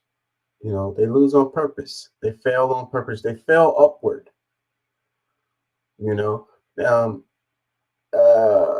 He did pass the Inflation Reduction Act, and there is some good stuff in it. But, it's kind of like the same thing with Obama, because what Obama did was he passed the Affordable Care Act, and there is some good stuff in that. So, but then that's so like incremental and so like little, like with all the majority that Obama had and what Biden had when he first came in, he could have done a lot more. That's just, it says some basic facts about your hero, Obama. He's not my hero. I'm a communist, you idiot. People assume, they assume a lot. Let's read this. It says, it's Obama's playlist day, so just popping in to remind you that Obama did more harm than Trump did. Obama came into office on a wave of mass public anger and resentment. People were ready for serious change, and they poured all of their energy into his presidential campaign. And he happily led them to believe he was the guy to do it. Once in office, however, he immediately filled his cabinet with the same Goldman Sachs schools, the same bankers, the same neoliberal empty suits. What Obama did that Trump could never do was that he stole the energy out from under an entire generation of young and angry people and crushed it. Every chance he had at making major revolutionary reforms, he passed on, opting instead for minor tweaks that benefited the perpetrators of harm, like the insurance companies, Wall Street, and war profiteers. Not only did he do more harm than Trump, he is directly responsible for him. If his administration had improved the lives of people even slightly, there would be no appetite for Trump to begin with. He also unleashed the racist Zionist Joe Biden onto us, masking his real nature through a very much intentionally coordinated and deliberate campaign meant to disarm us. To this day, he is still union busting, and his former staffers are being caught on video harassing Palestinians. Welcome to our main page. Yes, man. Wow, wow, wow, wow. That was a mouthful, but all the way freaking true. Like the damage that Obama did, especially to the left, cannot be understated. And I was in it. He had me in tears with his freaking speeches. He had me in tears, man. Hope and change. But nothing ever happened. Nothing actually happened. And then that's what led to Trump, like they said here. Freaking people were pissed, and they used Trump as a big FU to the freaking system, That's what happened.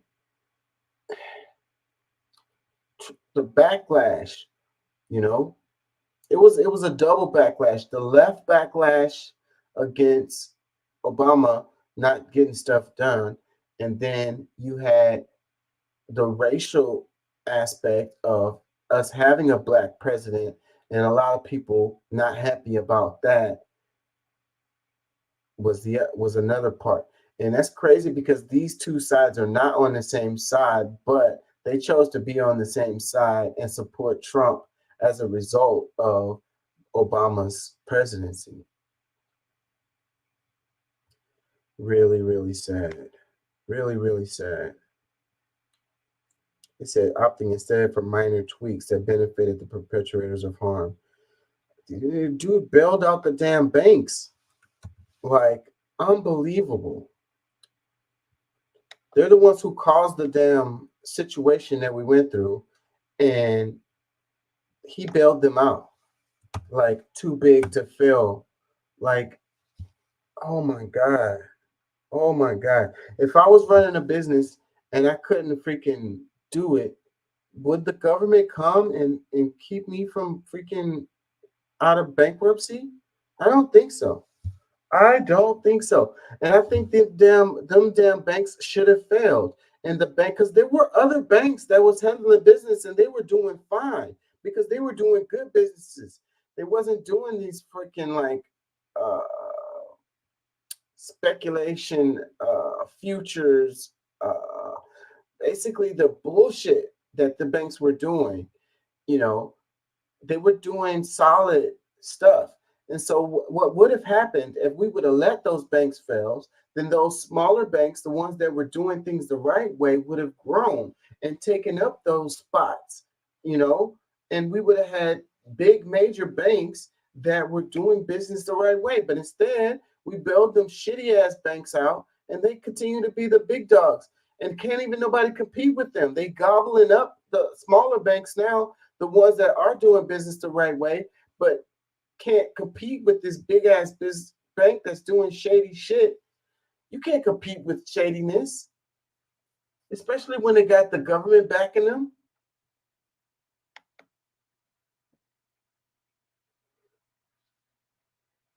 Comment, it says DSP Gaming's original videos from 2008 were even more low quality with him pointing a camera, except it was often crooked and the TV was too far away. I don't get what you're saying here. If you're still here, explain, because I don't get it.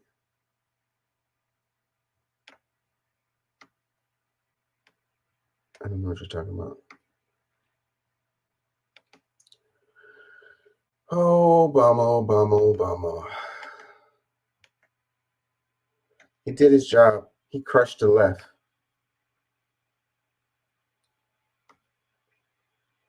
He what the liberals always do, they pacify the masses, and that's what Obama did successfully. Really great. But all it does is prolong things. It puts things off. It pushes the can down the road. It makes it worse because we got a powder keg of a country right now, and it doesn't even matter what happens this election. We are fucked.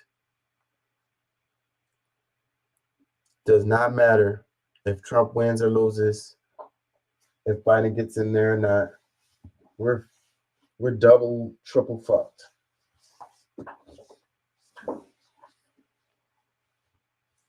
Sad times ahead.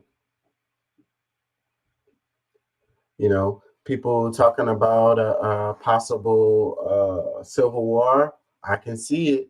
Or, it could be even worse. It could be the crumbling of the United States and it becomes smaller. Like you have parts of it that breaks off and is no longer the United States and is called something else. Imagine that. Imagine that. I think a lot of people will be happy. They'll be happy and be like, oh, we don't have to deal with those libtards anymore. They're not even part of the United States no more. You're going to need a passport to get to California. Let me read this. It says, liberals in the comment section, are you deaf? Learn how the government works. The president doesn't really have any power. Followed by, if you don't vote for Biden, the world will literally end. Right? They're so confused. It's so confused. The world's going to end if you don't vote for Biden. And then on the same hand, saying the president doesn't have any power. He only has a certain amount of power. That's what I be saying all the time. Really, we got to look at these corporations because they're the ones who have the power, the actual power.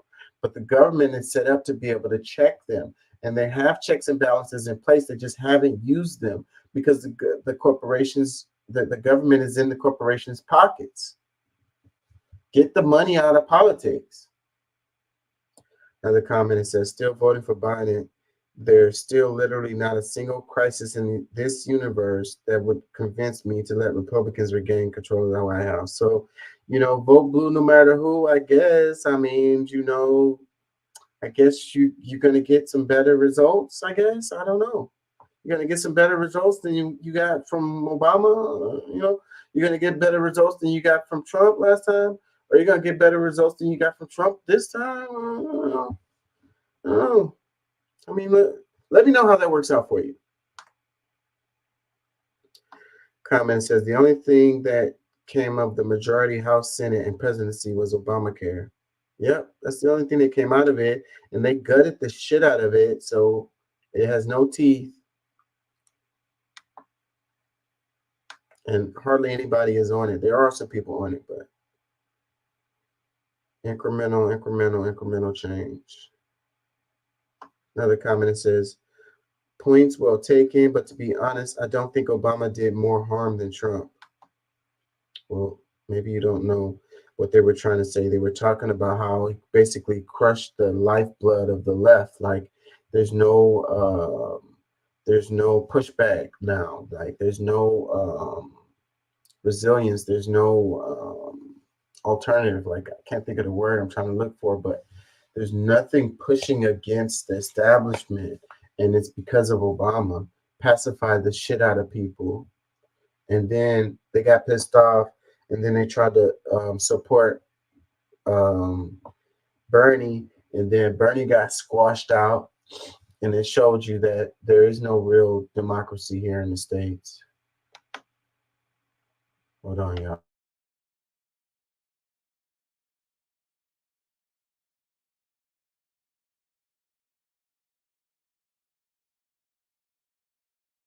I've been fighting this little cold for a little while now. My mom gave me some antibiotics to take some. Let's read another one. It says, I agree with much of this post and understand completely why we're so disillusioned with Obama's war criminal administration, but I'm wondering how much of it is missing the race lens. Not only the enthusiasm for Black voters that propelled him to the White House, but the white supremacy that immediately activated in his wake. Acting like he is so exceptional among America's presidents to solely contribute to our current crisis is misguided. Bush, Clinton, and Reagan were also architects of the post-Cold War neoliberal economy and share much of the same hawkish policies that led to the deaths of millions in the Middle East. Democrats had a supermajority. That much is true, but you still attach yourself to believing that if we had the perfect unified government, everything would be fixed. This is just not how progress occurs in the system. Well, I'd agree with you on the racial thing, and I mentioned it a minute ago because that is a part of this as far as the backlash that happened after Obama and bringing in Trump. So there's definitely a racial lens related to that when we had the birther stuff and we had the Tea Party and all of that stuff. that was pushing against. They didn't say that that's what it was, but it was totally racial, and they had a problem with the black man being the president. They really did. There was a huge undertone that was going on that wasn't spoken out loud, you know. But as far as what they're talking about, what did he say? Democrats had a supermajority. That much is true, but you still attach yourself into believing that the perfect unified government could be fixed.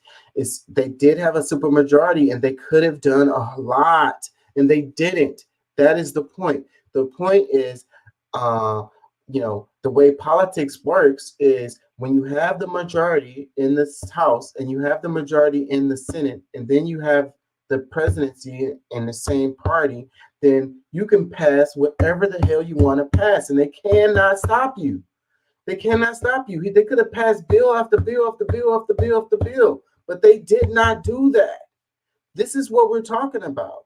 What is their excuse for that? They can't blame the Republicans for that. They can't blame them for that. They had the first 2 years, especially. Obama was in there for 8, but the first 2 years, especially, they could have passed whatever they wanted to. Whatever they wanted to, they could have passed it. They didn't. That is the problem. So all the shit they be saying, oh, we can't do this, or we could have did this, or we want to do this, they're full of shit and they're lying because they could have done it and they didn't. They fail on purpose. They lose on purpose. One more. It says, more than a little dismayed at the huge blind spot you seem to have for the role of Congress. Hello, Mitch McConnell. In the misery of the Obama administration, agreed that his cabinet was less progressive than it could have been, especially once the unanimous Republican stonewalling made itself known. But especially in a political system like ours, there is no one who can be singularly responsible for very much. Obama met the limits imposed by his foes, and his disposition kept him from pillaring them publicly, as perhaps maybe he should have. But the policies, unfortunately, could not have been dramatically different in the light of the Congress he served. Bullshit. BS. You are drinking the Kool-Aid. Obama met the limits imposed by his foes. So his foes must have been the people within the Democratic Party, because the Republican side had no power, especially in those first 2 years. So I don't know what you're trying to say here. Mitch McConnell was a nobody. He wasn't no. He was a minority leader. He didn't have any power to stop legislation. They only have one vote apiece. So no. I agree with the part where they said one person can only do so much. Was that this person's comment? One person can only do so much. That is true. And a lot of times people want to give the president more power than he has, especially like right now when they're talking about Biden and the number of jobs, and they talk about the inflation or whatever. Like, this guy is not all powerful like a freaking genie. Like, he can't just make up a policy that's just going to fix like some shit that took 50 years to come about. No, you don't have that kind of power. So yeah, one person is not. And then, Obama did build on the legacy of the previous administrations, and he did have a mess on his hands to try to clean up when he got in there, but still, those are all excuses. They had the supermajority and they could have done a lot with it, and they didn't. That's the point of this post. And I'm gonna move on, because if y'all don't get it, then y'all ain't gonna never get it.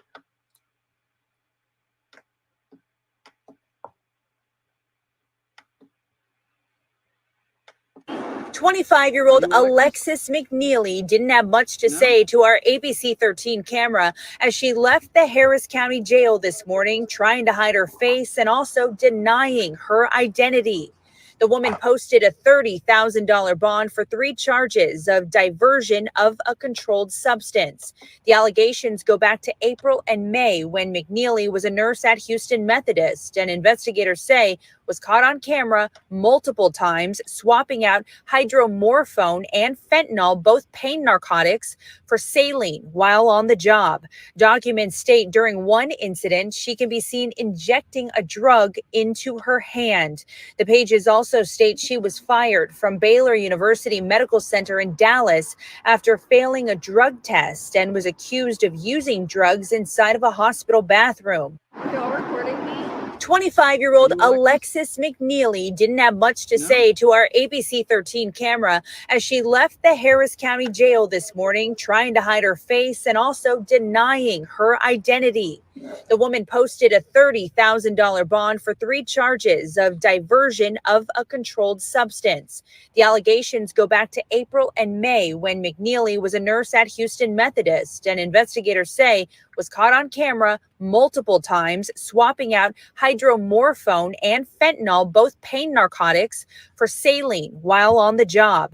Documents state during one incident, she can be seen injecting a drug into her hand.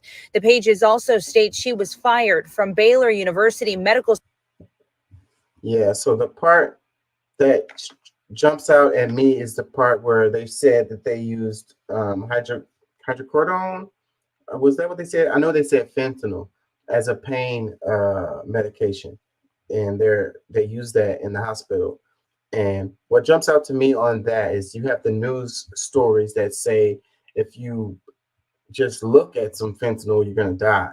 Like you're gonna have an overdose or whatever. Like that is crazy, and people don't really understand things. You know, it's obviously not killing people. Like, okay, I don't want people to misunderstand me. Fentanyl is killing people as far as people because it's getting mixed in with other drugs, and people don't know their dosages because the fentanyl is so much stronger. And then if they don't know it's in there with the drug that they normally take, then they don't know what the dosage is that they could take, because a lot of people that use drugs, they push to the limit and they push to the edge, and then the amount of fentanyl snuck into the drug pushes them over the edge, and that's how they die. That's how they overdose. But it's not like you can look at it or smell it or hold it in your hand and it can freaking kill you from an overdose. No, that is crazy talk, and that is not what's happening at all. But the news stories are covering it in that way. Like fentanyl is so scary. Like you look at it and you'll die or some shit. If that was the case, then they wouldn't be injecting it into people for pain in the hospital. Okay, so understand that part. Okay, but anyway, so this story is really about a person who's addicted to drugs and obviously down bad. So $30,000 bond, I guess, they only have to pay 10% of that, but then she's gonna have to pay the rest of that. Well, where the hell she's gonna get that money from? She's probably gonna jump bond. I could totally see that in the future. If I was a bail bondsman, I don't know that I would have took that one. You got a person that's already clearly a drug addict, and then she's gonna say, "I'm gonna pay out $30,000 or whatever." Like, I don't know if I can trust that.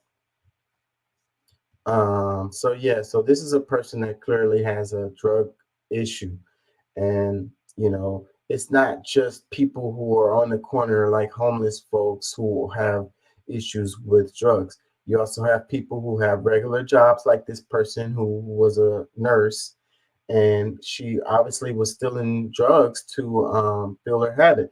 Like, it's really, really unfortunate and sad. And I'm not trying to protect her or whatever, or say that what she did is cool, because that's really effed up to replace that with saline when these people really need these pain medications. So then that means that people were in the hospital and they needed pain meds, and they were getting shot up with saline. And so that means that they were just still there suffering with their pain because this chick felt like she needed it more than them, and I guess it was the easiest to get that fixed that way. But this is really common. A lot of people don't know, but you have nurses and doctors, other staff in the hospital. A lot of them are drug addicts. And, a good place to get your fix is at work if you're a doctor or a nurse or some other kind of medical staff and you have access to these drugs that you want to do, you know, so stealing them or whatever.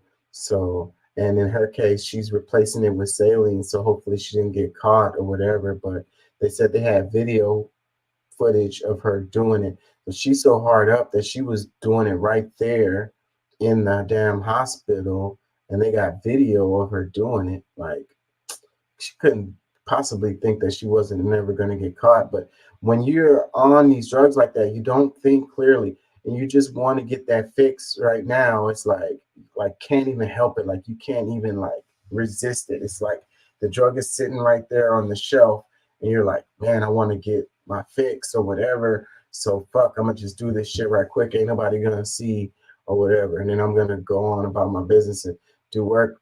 You know, damn. So like, this is another issue of our healthcare system. You know, here in the States, we seem to not deal with mental health very well, and we don't deal with drug addiction very well. So you've got these people working in a hospital who are having real problems with drugs, and you know, it also shows that you can be a functioning addict. You know, because she didn't get in trouble for not doing her job well. But you got to think about it, like the people that she was taking care of, how well was she taking care of them if she was doped up? Probably the whole ass time. Damn. So whenever your nurse comes in there and she's tripping, and you're like, man, the nurse is tripping, bro. Like, they're like, you tripping. She's a professional. She's just doing her job. No, I think the nurse is really, I think she owns something. Like, nah, man, it's you. No, that nurse is on something. You're like, yeah. Actually, you was right, buddy. You was right. She was tripping. ABC 13 comment, it says, we have extensive safeguards in place to protect our patients, Houston Methodist said in a statement to ABC 13. They said McNeely was fired immediately and law enforcement were notified. Yeah, so freaking Methodist, Houston Methodist has been in the news with something else big recently. What the hell was it? I cannot think of what it was right now because I covered it in the show a couple weeks ago. Methodist going through it. Do better. Hire better folks. Let's read some more comments. It says, y'all will show her face, but not the old wealthy white lady assaulting the Amazon delivery driver.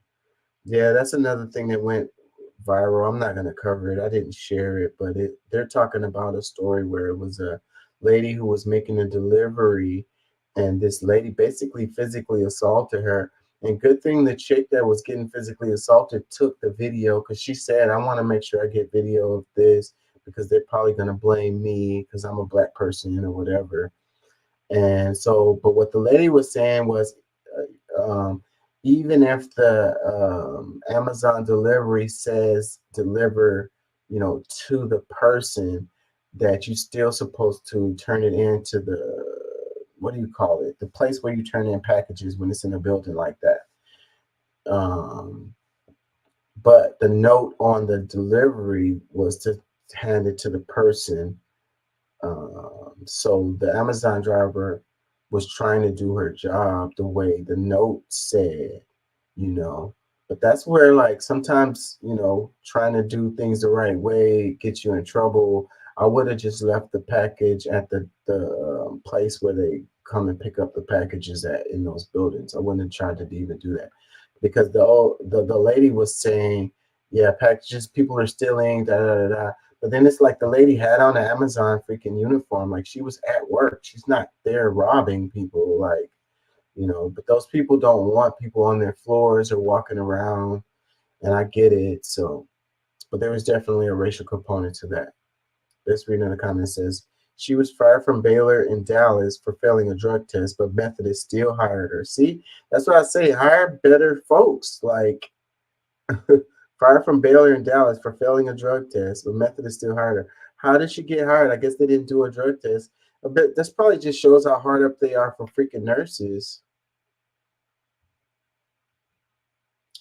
Another comment says, cameraman knew his job this day, caught Ling Ling on multiple angles, zoomed in and all. It was funny because she was like, are y'all recording me? So I wondered, did they actually get consent for this video? They probably did it. Isn't that illegal? Another comment says, she didn't need to be exposed like this. Let this be the rock bottom that turns things around for her. Another one, if she's addicted, I hope she gets help. She needs it. Addiction is a medical problem too. That's what I'm saying. It is. It really is. She definitely got problems if she's in there freaking replacing, say, taking fentanyl and replacing it with saline and then shooting up right there in the damn hospital so the damn video cameras can get you. So yeah, she's on it bad. Another one that says she's an addict and needs help is wrong. She did that to her patients, but she's also sick. I don't feel they should be recording her like this and invading her privacy. Another comment that says, think of the poor patients that were left in pain after she had given them just saline, shaking my head. And then when they probably called for more pain medicine, they were looked at as a pain medication seeker, shaking my head, right? Because they got records and they would have said, well, you just received such and such. We can't give you no more for another 2, 3, 4 hours or whatever it is. And they're like, man, I'm hurting bad. I don't know what the hell. That's sad. That's really fucked up. Another comment that says, when I initially saw the post, I went into judgment, but it's wrong. She has a problem and needs help. Exposing her in this manner may cause more harm internally. Another one, she should have been sent to rehab, not jail. Clearly she has addiction and needs help. That's why I say in this country, we don't deal with this properly at all. We criminalize this having addiction. We criminalize addiction here in the States. Yeah, you can make money off of bodies in jail. We wouldn't have nearly as many people in jail if, a lot of them are in jail for petty crimes, drug-related crimes. Half of the people in jail are either, people who use drugs or people that sell drugs in small time drugs, small amounts and small offenses. And if we dealt with that in a different way, we would have probably 50% less people in jail. But hey, that doesn't make money.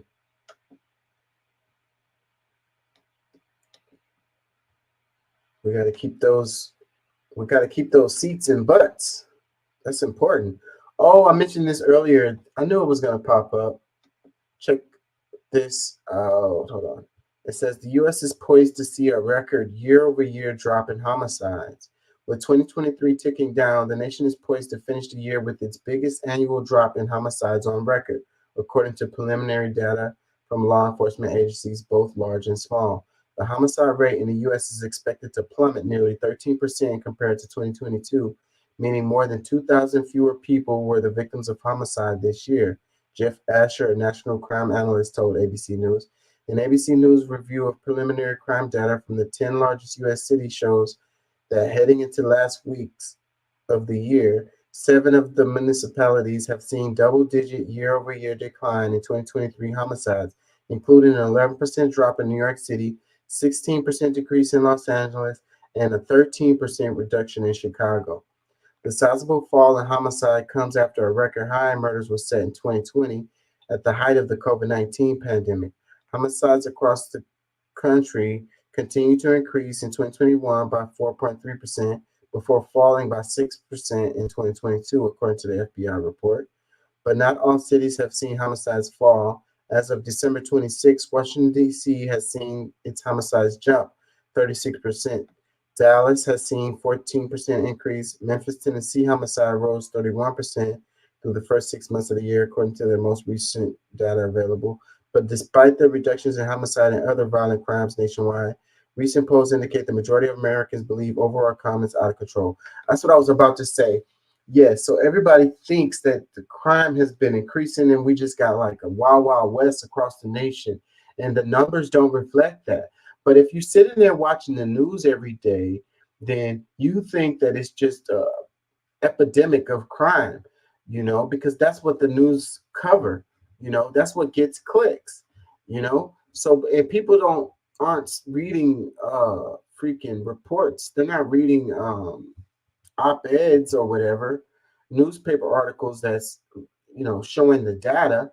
And then the media is not covering those stories either, you know? So people have this perception that crime is out of control. You know, people are stealing out of the stores left and right. People are killing people left and right.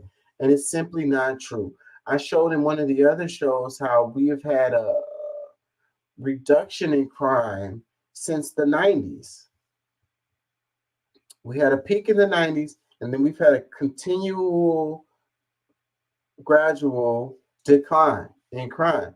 But that's not what they're saying. And the politicians are saying different too. It's like, that's how you get votes. If you scare the shit out of people and tell them, you know, hey, it's crime, crime, crime, crime, crime, vote for me and we'll put more police officers. That's what got, what's his name, Whitmire on here in Houston. Because that's what he was saying. We're going to put more police officers on the street. This report is saying that we had having a huge decrease in murders over year from last year. That's not what you couldn't tell people that. People are going to say, I don't believe it. Look, first comment says ABC is a propaganda network and an arm of the Democratic Party, not trustworthy. See, look, first comment. They give you facts and information and data, and you don't want to believe it because it's from ABC. So if somebody else reported this, would you believe it? You just don't want to believe it because you want to believe that because the news you see every night is crime, crime, crime, and you know your brain has been programmed. Look, another one, same thing. It says, bull, everywhere I look, homicides are up. Stats can be changed to look better. Just look at the mass shootings and police reports to the FBI be changed to look better, especially in an election year. I don't know. How did we get to this point where facts mean nothing? You know, your feelings, your perception is reality, and the facts mean nothing. No matter how much data they throw at you, you're not gonna believe it. It's so sad. Another comment that says Mississippi, Louisiana, and Alabama had the highest murder rates in 2023. Another one that says the media don't want to talk about it. The facts are the facts that Joe Biden has been successful in bringing the normalcy back to our country. Come on. Okay, now here we got a problem because no, I absolutely 100% believe it wasn't have anything to do with Joe Biden. No, we're not giving Joe Biden credit for this. No, we're not. You know, no, we're not.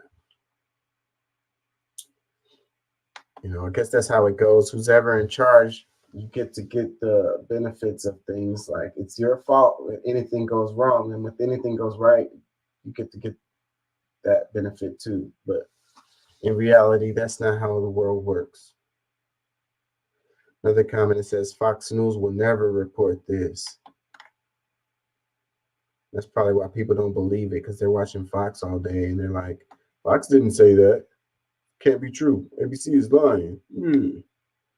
Another comment that says Republicans will say this isn't true. Anything positive that they make negative because it doesn't fit their political narrative. That's what happens. I mean, and it's not just Republicans, but yeah, people, you know, if it doesn't fit the narrative, then they're not going to believe it. Another one that says, don't believe everything you see on the internet.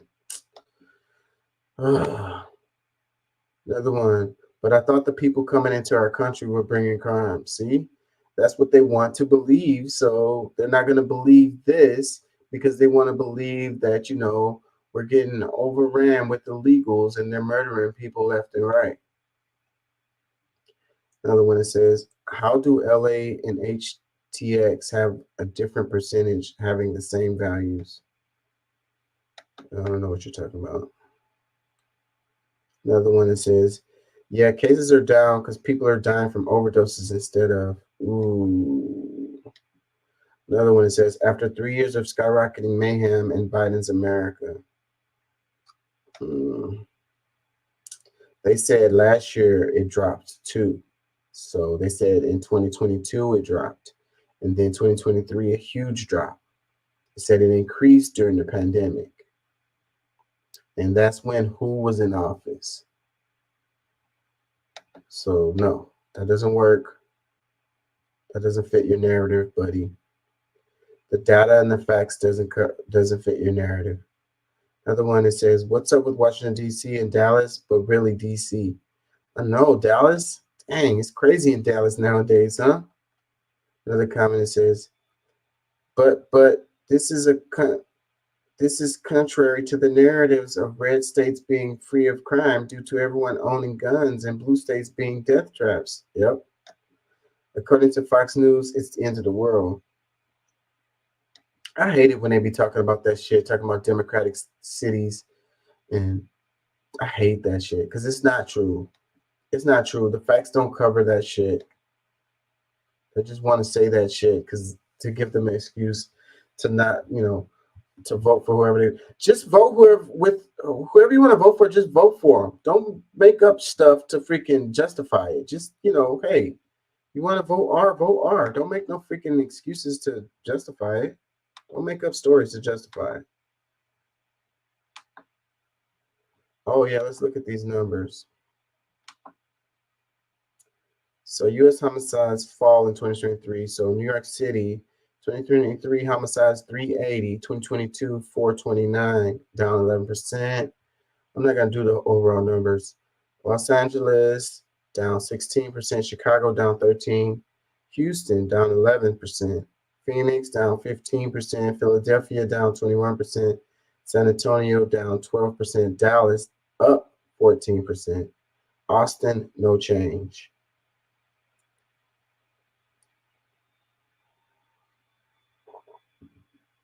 Yeah.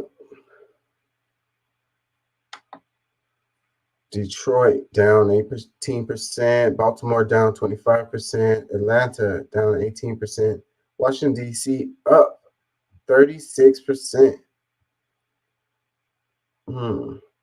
San Francisco, no change. Denver down 4%, Albuquerque down 21%, Miami down 15%, New Orleans down 25%, Las Vegas down 9%. Yeah, but see, these numbers are still big. In New Orleans, 253. Wait. Okay, 253 in 2022 and 190 in 2023. That's still a lot. And Baltimore is down 25%, but it's still high numbers, 343 in 22 and 258 in 2023. In Detroit, the numbers are high too, 288, 2022, 237, and 223.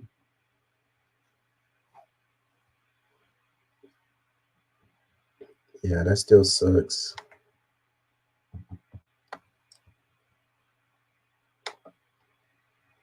Like 300 people lost their lives in that city due to murder. Here we go. We're back to immigration. The erosion of the quality of life that we've improved on in such a short period of time of this administration. And we have been impacted. For many months, we were able to keep the visualization of this crisis from hitting our streets, but we have reached a breaking point. We're no longer able to do that because of the volume in numbers. Just last week, we had 3,900 people that arrived here.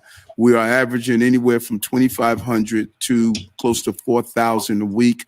And if you do the math, you see that's 8,000 every 2 weeks, potentially 16,000 a month that we must feed, clothe, house, educate children, and all the services that you would give a normal adult. And we're seeing that play out on our streets of New York. And that is what the breaking point looks like, what we are experiencing right now. We're seeing the erosion of the quality of life that we've improved on in such a short period of time of this administration. And we have been impacted. For many months, we were able to keep the visualization of this crisis from hitting our streets, but we have reached a breaking point. We're no longer able to do that. He said we got to feed, clothe, and house these people. Why? Y'all don't feed, clothe, and house Americans, citizens. Y'all don't feed, clothe, and house them? I don't understand that. I really don't get it. I don't get it. I guess I gotta be an immigrant to get food, clothing, and housing. I don't get this. I don't understand that. It says New York has apparently reached a breaking point, which will see the quality of life decrease thanks to the sheer number of illegal immigrants arriving. This is according to Democratic Mayor Eric Adams, who appears to be a bit bored of New York's sanctuary city status now that it has consequences. According to Adams, as many as 16,000 immigrants are entering New York every month, which the city must feed, clothe, house, educate children, and all the services you would give a normal adult. For many months, we were able to keep visualization of these crises from hitting our streets. What does that mean? Keep visualization of this crisis from hitting our streets. What the hell does that phrase mean? But we have reached a breaking point, said the mayor, adding that the city was now seeing an erosion of quality of life. Allen's remarks come just as he signs an executive order to restrict the number of immigrant buses sent from Texas. It's unclear if this will work, however, since Texas Governor Greg Abbott has recently switched to planes anyway. You know what's crazy about that to me is like all the money that they spend to fly these people out to the other state. They could probably be using that money to do something more positive with, or maybe they could even use that money to help these people. You know, how much do these damn plane tickets cost? Sending them to a plane ticket from Texas to New York. These people get a free plane ticket from Texas to New York, and then they get clothing, housing, food assistance when they get there from New York. And then he's like, it's causing the erosion of the city, so it's affecting the rest of the quality of life of other people in New York. I don't get this stuff. Like, I don't understand. Help me understand. Comments. It says immigration crisis is caused directly by U.S. imperialist policies. Another one, it says send more money to Israel. That'll solve it. Another one, stop destroying these people's countries so no more illegals, or at least at that magnitude. U.S. is directly responsible for Venezuela, Haiti, and several other of the peoples caravanning there. Where are all these high IQ Americans at? Another one, Texas is getting 16,000 illegals a day. And then what? They're sending 14,000 of them to New York. Another comment says, Democrats caused this BS. I don't know if that's true. I think you have to blame the government as a whole if you want to blame the government, because the administration has been flipping back and forth. We had Republicans in there, and we still had this problem. And then you know, migration, immigration is a thing that's been happening forever, you know. And then when you have catastrophes happening, when you have NAFTA, when you have these other things, you know, that's driving people to do this. Like if you want to fix a problem, like I tend to say over and over,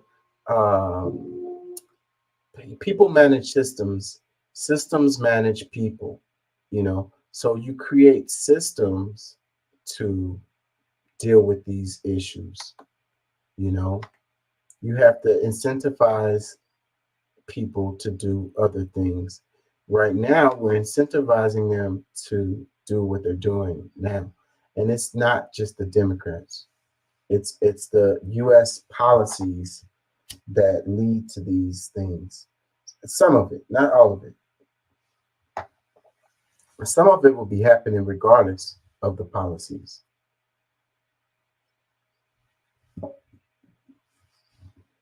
It says Democrats attacked Trump for securing the border and building the wall. Biden ended Trump's national emergency declaration to build the border wall, opened the border, ended Title 42. Democrats celebrated over it and encouraged the illegal alien invasion, and now they are whining and complaining about the mess they created. The audacity. Reap what you sow. Ron DeSantis and Greg Abbott should keep sending illegals to Democratic-run sanctuary cities. And that is your answer? So you have a problem with illegal immigration, and your answer is to send them to Democratic cities. That's your answer. And that makes sense to you in your head. How does that fix a problem? Just passing the buck over to somebody else. That's fixed. It's like, well, we don't have to deal with them no more. They're not in Texas no more. Shit. But if they catch a bus or a plane back to Texas, and Biden has been pretty hard on the border. They're not giving him credit for that. And Trump's wall didn't stop the people coming at all. And the whole thing with Title 42, that whole thing was a mess, and it was like having to do with the pandemic or whatever. It was temporary from the beginning. So it wasn't that the Democrats were like ending it. It was a temporary thing from the jump. It was an emergency declaration related to the pandemic. They were using the pandemic as cover for that. Another comment, it says, dudes stop invading, demolishing their countries, and they might all stop fleeing them. Another one, but I thought NYC was a sanctuary city. Another one, the U.S. government had 2 years to solve the border issue. Both political parties are to be blamed, along with the Biden administration. This is part of the globalist agenda. London, Paris, Rome are going through the same issues with the illegal immigration. New York is a sanctuary city which agreed to accept illegal immigrants. The moral decay is not only in NYC, it's all of America. Congress, Senate, and Biden don't care about the illegal immigration. If they did, then the border would be shut. The U.S. government cares about approving a defense bill of $874 billion to fund more wars. So, yeah, this is a pretty good comment right here. Yeah, you have to blame both sides. You can't point fingers on this. And then he's talking about the globalists. That's there's some truth to that too. But the thing is, it's the same thing over there as far as these people going through it. And then you can talk about climate change and all of that driving this, the wars, if you want these people to stay where they're at, then, give them alternatives. Don't blow up their home countries, And when it comes to like the climate change and catastrophes and earthquakes and stuff like that, I mean, you're going to have migration. You're going to have people moving. Like, it's not going to be much you could do about that. You're right. Go back to your volcano-covered house. Go back to your rubble. You can tell people to do that, but they're not going to listen. Another comment that says, now you know how Texans feel. Another one that says, got more coming, don't you worry. This is what you asked for. Another one that says, Adams should send them to Biden's 7 houses since Joe told them to come. When did he say that? Y'all send me the clip.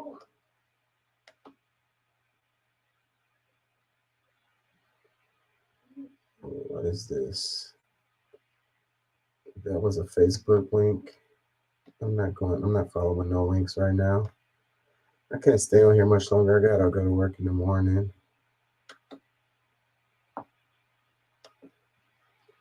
There's no sound to this. Haitian immigration to America as of 2023 by the numbers. It says more Haitians live in the U.S. than ever before. Here are some of the numbers associated with those who have recently arrived and they're getting here.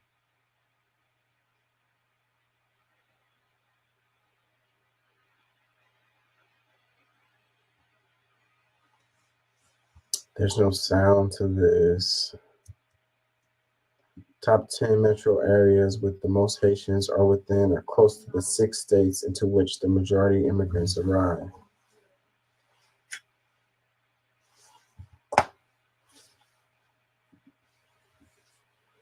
Haiti been going through it, so it's not surprising that you would have an influx of people from Haiti.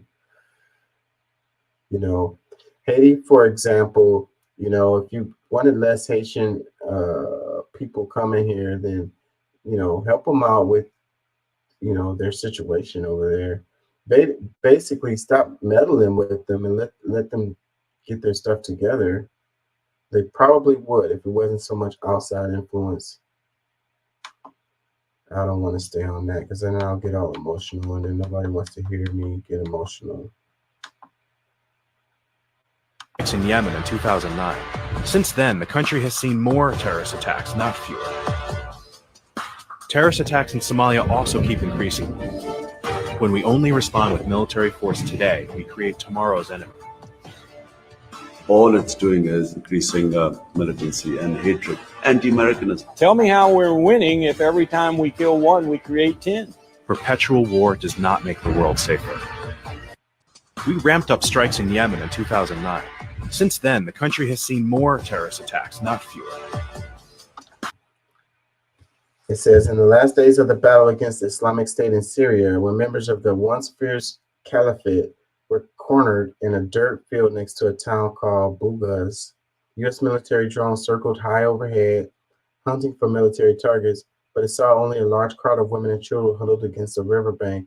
Without warning, an American F-15E attack jet streaked across the drone's high-definition field of vision and dropped 500-pound bomb on the crowd, swallowing it in shuddering blast. As the smoke cleared, a few people stumbled away in search of cover. Then a jet tracked them, dropped a 2,000-pound bomb, then another, killing most of the survivors. It was March 18, 2019, in the U.S. military busy Combined Air Operations Center of the Al Udeid Air Base in Qatar. Uniformed personnel watched the live drone footage, looked on in stunned disbelief, according to one officer who was there.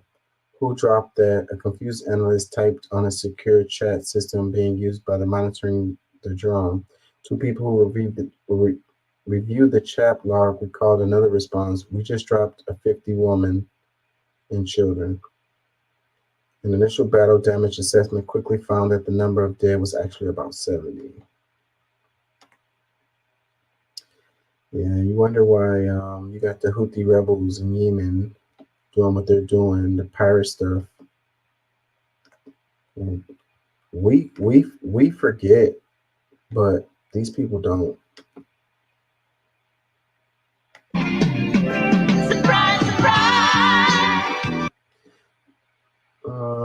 Says serious medical errors rose after private equity firms bought hospitals. And this is what's happening. This is the push. The push is for because I saw, what was it? The schools. Is it the schools? Well, the schools are doing the voucher thing, and that's kind of like driving a lot of the money and kids into private schools. But it was something else I saw. I can't think of it right now, but this one is talking about medical firms.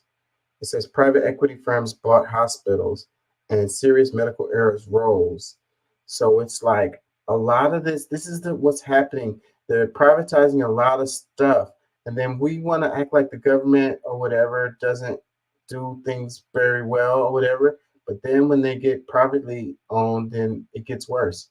And what was it? Was it the old folks' homes? That's always been private, huh? I can't think of what it is, but there's examples of things that weren't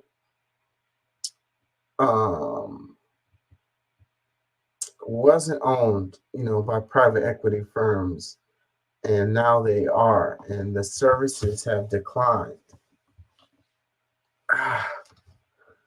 Anyways, let me read this. Katie Porter, she says, shocking no one, when private equity firms take over hospitals, the quality of care decreases. Every Californian should receive the health care they need and deserve, regardless of who owns their hospital.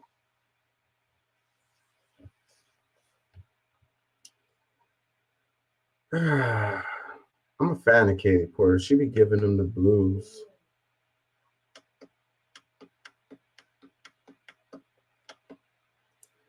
This one, it says Maine Secretary of State rules Trump ineligible for state's 2024 primary ballot. So Maine, we were talking about Colorado, which got pushed back. So he's back on the ballot there. But now we're talking about Maine. So it says Maine Secretary of State Shane Bellows has decided former President Trump is ineligible to appear on the state 2024 Republican primary ballot. The ruling makes Maine the second state in the nation to disqualify Trump from seeking the GOP presidential nomination under the 14th Amendment.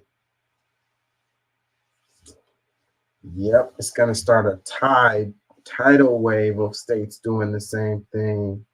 We're in election year and we got craziness going on. It's going to continue. This is going to be the craziest election cycle ever. And it's only beginning. I'm just going to eat popcorn and watch it and cover it on the show. I mean, I don't have a dog in this race. Like I say, we're going to lose. The American people are going to lose whoever wins. Whoever wins, we lose. Comments, it says he should be ineligible in every darn state. This is absurd. He is even allowed to run. Another one, this is going to explode fantastically back in Democrats' faces. I think that this is going to make him more famous or, get more support. And like I said before, I think Trump is going to win this. I really don't see any other outcome of this situation other than Trump winning. They're making it harder and harder for them to win with stuff like this. It's opposite day. The more they do this kind of thing, the more powerful he's going to be. This guy, man, and if he dodges all these cases, he's going to be the Teflon Don. He's going to be so freaking powerful. Another comment says, this is the correct thing to do, especially with 91 indictments. Another one, maybe he should have participated in an insurrection. Another one, Biden needs to be removed from the ballot. He is being impeached.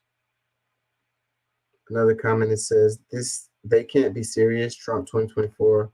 Another one, Trump's background, he wouldn't even be allowed to work for UPS. Another one, how many states need to do this before he really is ineligible? Another one, I thought this was a democracy. Another one, all people have to do is write him in. This is just silly and giving him more publicity. Those write-in votes don't count. So those are protest votes. They don't count. So I hope you guys don't think that's how it works, because it doesn't work that way. I mean, you could do that. You can write it in, but it's not going to count. Another one says, yes, keep it going. Get it off the ballots. Great job, Maine. Another one, this is pathetic. They know they can't beat him. Another one, he forfeited that when he tried to overthrow the government. Anyone with a brain knows that is disqualifying. Another comment, good. He did incite an insurrection, but the Republicans didn't want to hold him accountable. Another one, more states need to take notes. Imagine. Yeah, I think Trump's going to win. And I think we're going to lose. I think I'm going to get out of here because I got to get up in the morning.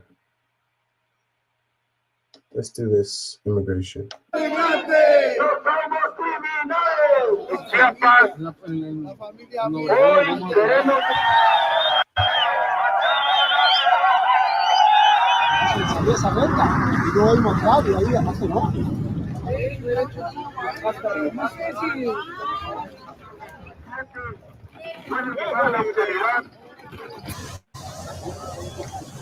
It says a sprawling caravan of approximately 6,000 migrants traveling through Mexico toward the U.S. border.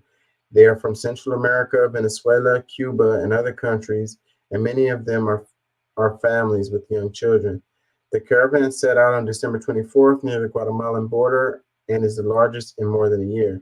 U.S. Secretary of State Anthony Blinken, Homeland Security Secretary Alejandro Mayorkas, and White House Homeland Security Advisor Liz Sherwood Randall are set to meet Mexican officials in Mexico City to negotiate over immigration policies concerning the surge of border crossings.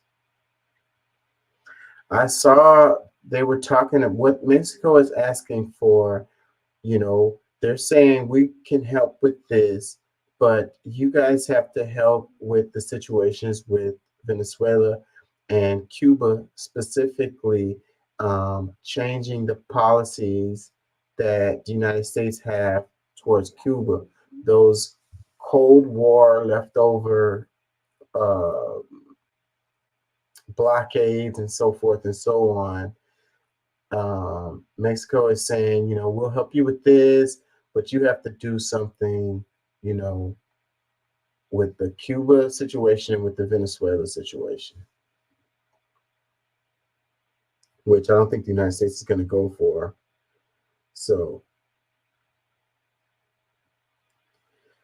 comment, it says, LOL, Biden needs to control this.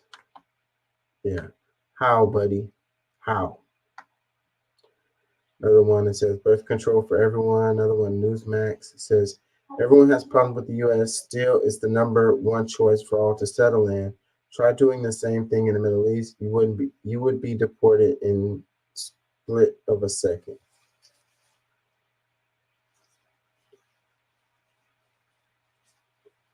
Yeah. Part of the reason why it's so calm here in the United States is because the United States be causing drama other places.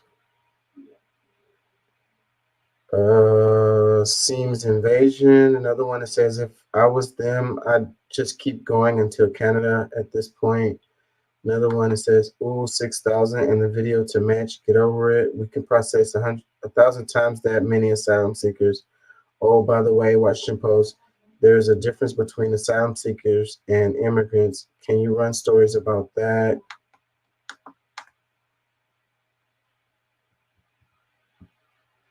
Including the history behind asylum laws.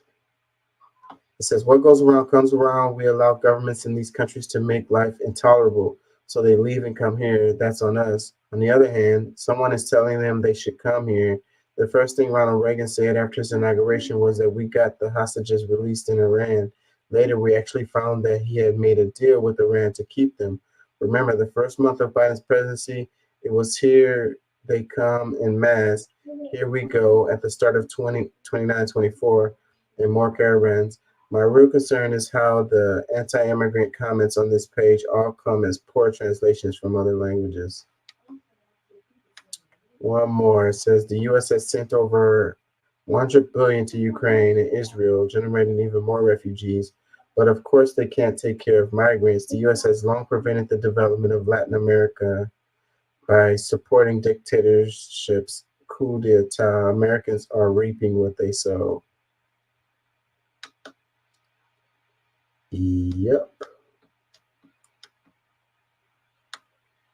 Let's see. Do I have? Let's do this one. DOJ threatens civil rights lawsuit if Texas enforces new border security law. The Department of Justice is warning Governor Greg Abbott that it will sue if Texas moves forward with legislation empowering state officials to remove people from the U.S. who they suspect of being in the country illegally. The new legislation, which Abbott signed into law earlier this month, is unconstitutional and will disrupt the federal government's immigration enforcement operations. Principal Deputy Assistant Attorney General Brian M. Boynton wrote in a letter to the governor obtained by Hearst newspapers. The letter says that if Abbott does not confirm, the state will forego enforcement of the law by January 3rd. The United States will pursue all appropriate legal remedies to ensure that Texas does not interfere with the functions of the federal government. The law set to take effect in March would allow any law enforcement officer in Texas to arrest migrants accused of unlawfully entering the state from Mexico and empower judges to order their removal. It says, how are they protected by our civil rights laws when they are not here legally?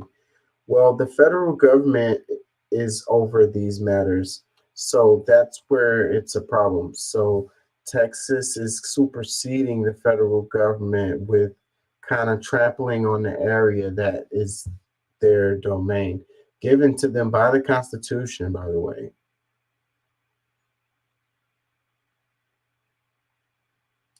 It says, I wonder if they're going to pull over white people since Russians are crossing the border.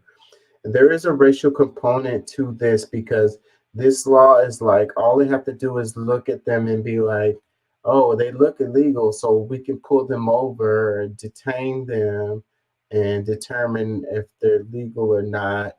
And we can also deport them. So yeah, so this is totally racial because you're looking at someone and judging them by their appearance to decide on where you can, you can just pull somebody over. Your probable cause is that they look illegal. So yeah, so I wonder if it's people from Finland or Scandinavia or wherever, you name it, Ukraine. Are they going to get pulled over to see if they're legal or not? I'm willing to bet that they're not.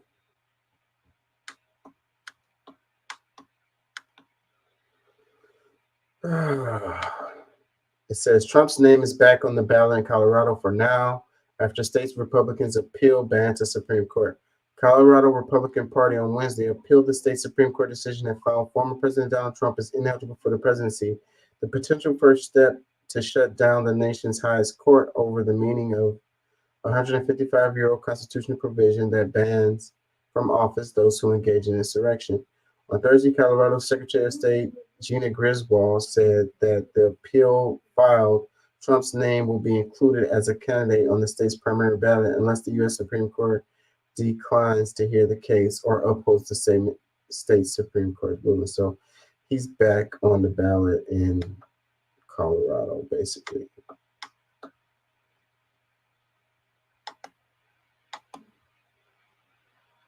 In the South, it's a given that it's about slavery. To me, it was about what freedom. What do you do? It's bigger than slavery. That was such a stain on our history. But what do you take from it going forward? Yes, of course, slavery can never happen again.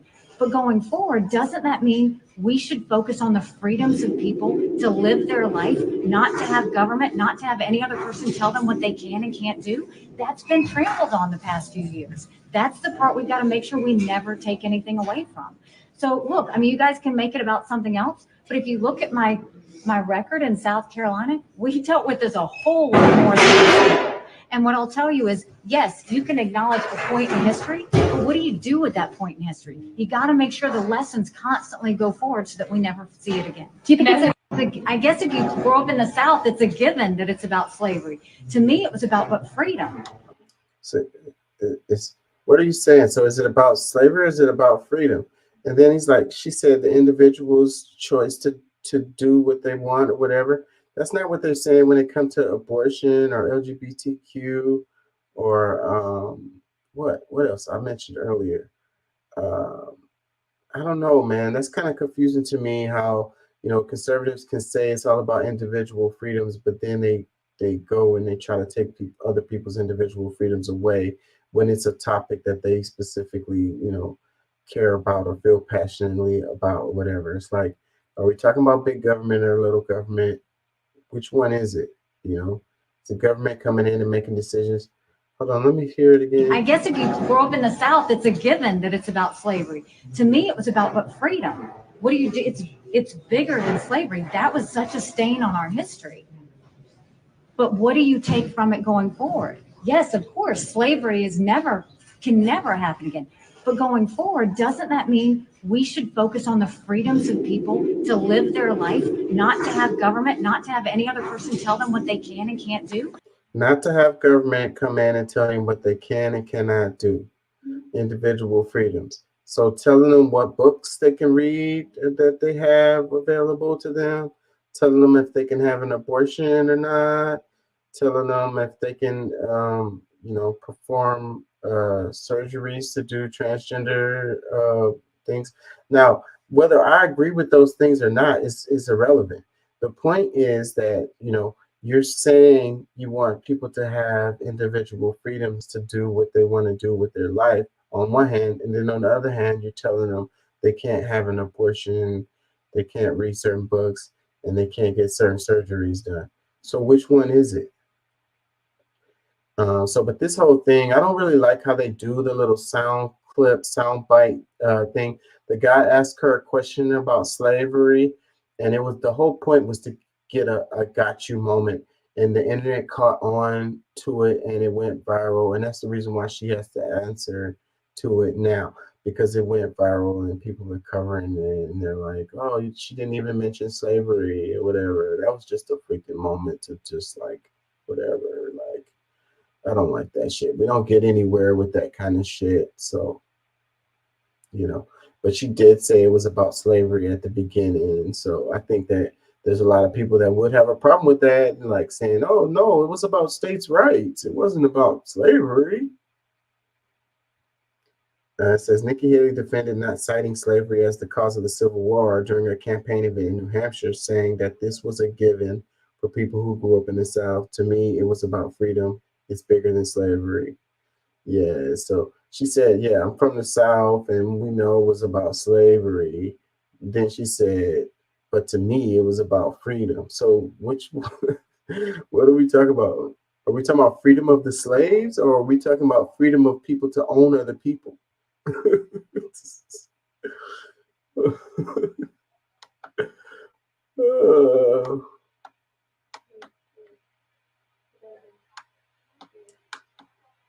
think I'm gonna get out of here. Let me see if it was something else I wanted to get before I go.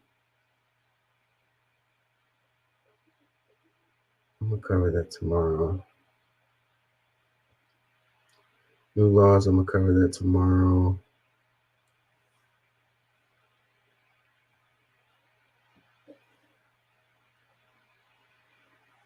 Blinken travels to Mexico. Does this say what I was talking about? Secretary of State Blinken travels to Mexico for talks on migrant surge at border. Secretary of State Anthony Blinken and Homeland Security Secretary Alejandro Mayorkas are traveling to Mexico City to meet the Mexican president. Urgent talks over migration crisis in the southern border, as reported on Caravan. Thousands of migrants heading north. This month, as many as 10,000 migrants. I kind of wanted to do that. Was it a video? Let me see if I can find it right quick. The one that was explaining what Mexico was asking for related to that.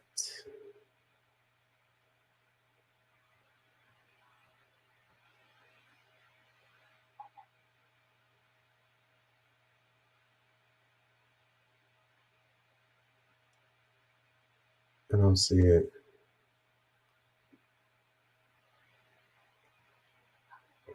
I don't remember where I saw that.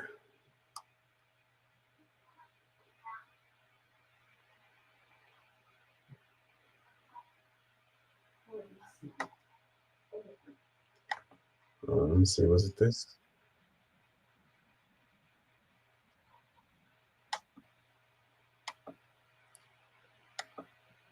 Let me see.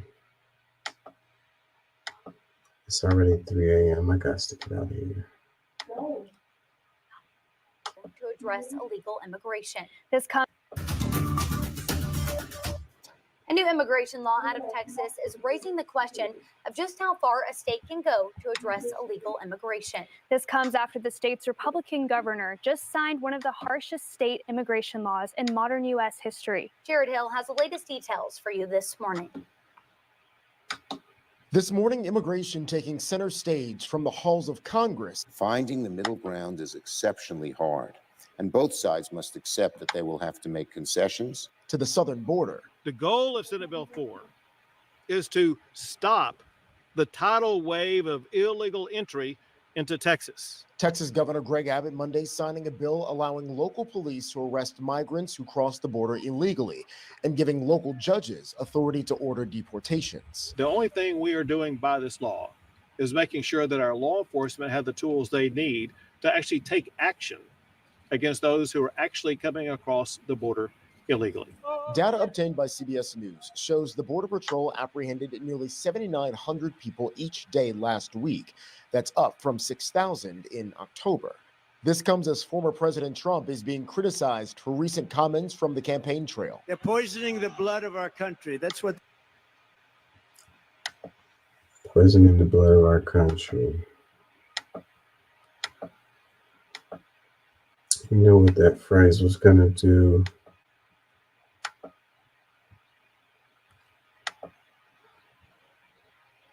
Let me see. Is what I'm looking for in here? This news is funded by Biden will have to wait until next year to negotiate a deal with Republicans on immigration as part of an emergency funding package for Ukraine and Israel and Taiwan and more. Meanwhile, Donald Trump, the leading Republican candidate in next year's presidential race, doubled down on his hateful comments about immigrants at a campaign event Tuesday in Iowa when he paraphrased for The Messenger is headlined, "The Senate shouldn't treat migrants as bargaining chips." Marissa, welcome back to Democracy Now! Let's start with the law that the governor signed in the last few days, the significance of what this means and why even local police chiefs are against this in Texas. So Senate Bill 4 here in the state of Texas is part of legislation that the governor has been pushing since the regular session. This was just the end of the fourth special session, specifically to push on school vouchers, public education, as well as on this anti-immigrant. Man, they're pushing hard for that school vouchers thing. Calling a special freaking legislations to get that shit done. Just so they can make money for them freaking. Let's see if I can find what I'm looking for here. Across the globe, according to UN statistics for the month of September. And so this is just one pedacito of that reality. It's important also to recognize that the state of Texas is, in fact, a multiracial democracy. It just happens to be one that is severely oppressed. And this attempt at erasure really makes things a lot more complicated. We have to take that into context, along with the reality that Texas has very lax gun laws, the reality that Texas does not really make it easy for people to vote, does not provide a quality education for the young people of this state. We're focused on banning books. We're focusing on eliminating diversity, equity, inclusion at public universities. So it's basically the silencing and the erasure of a people. And that... I can't find what I'm looking for here, but I'm going to come back to this tomorrow. Anyways, peace and love. Thank you for joining.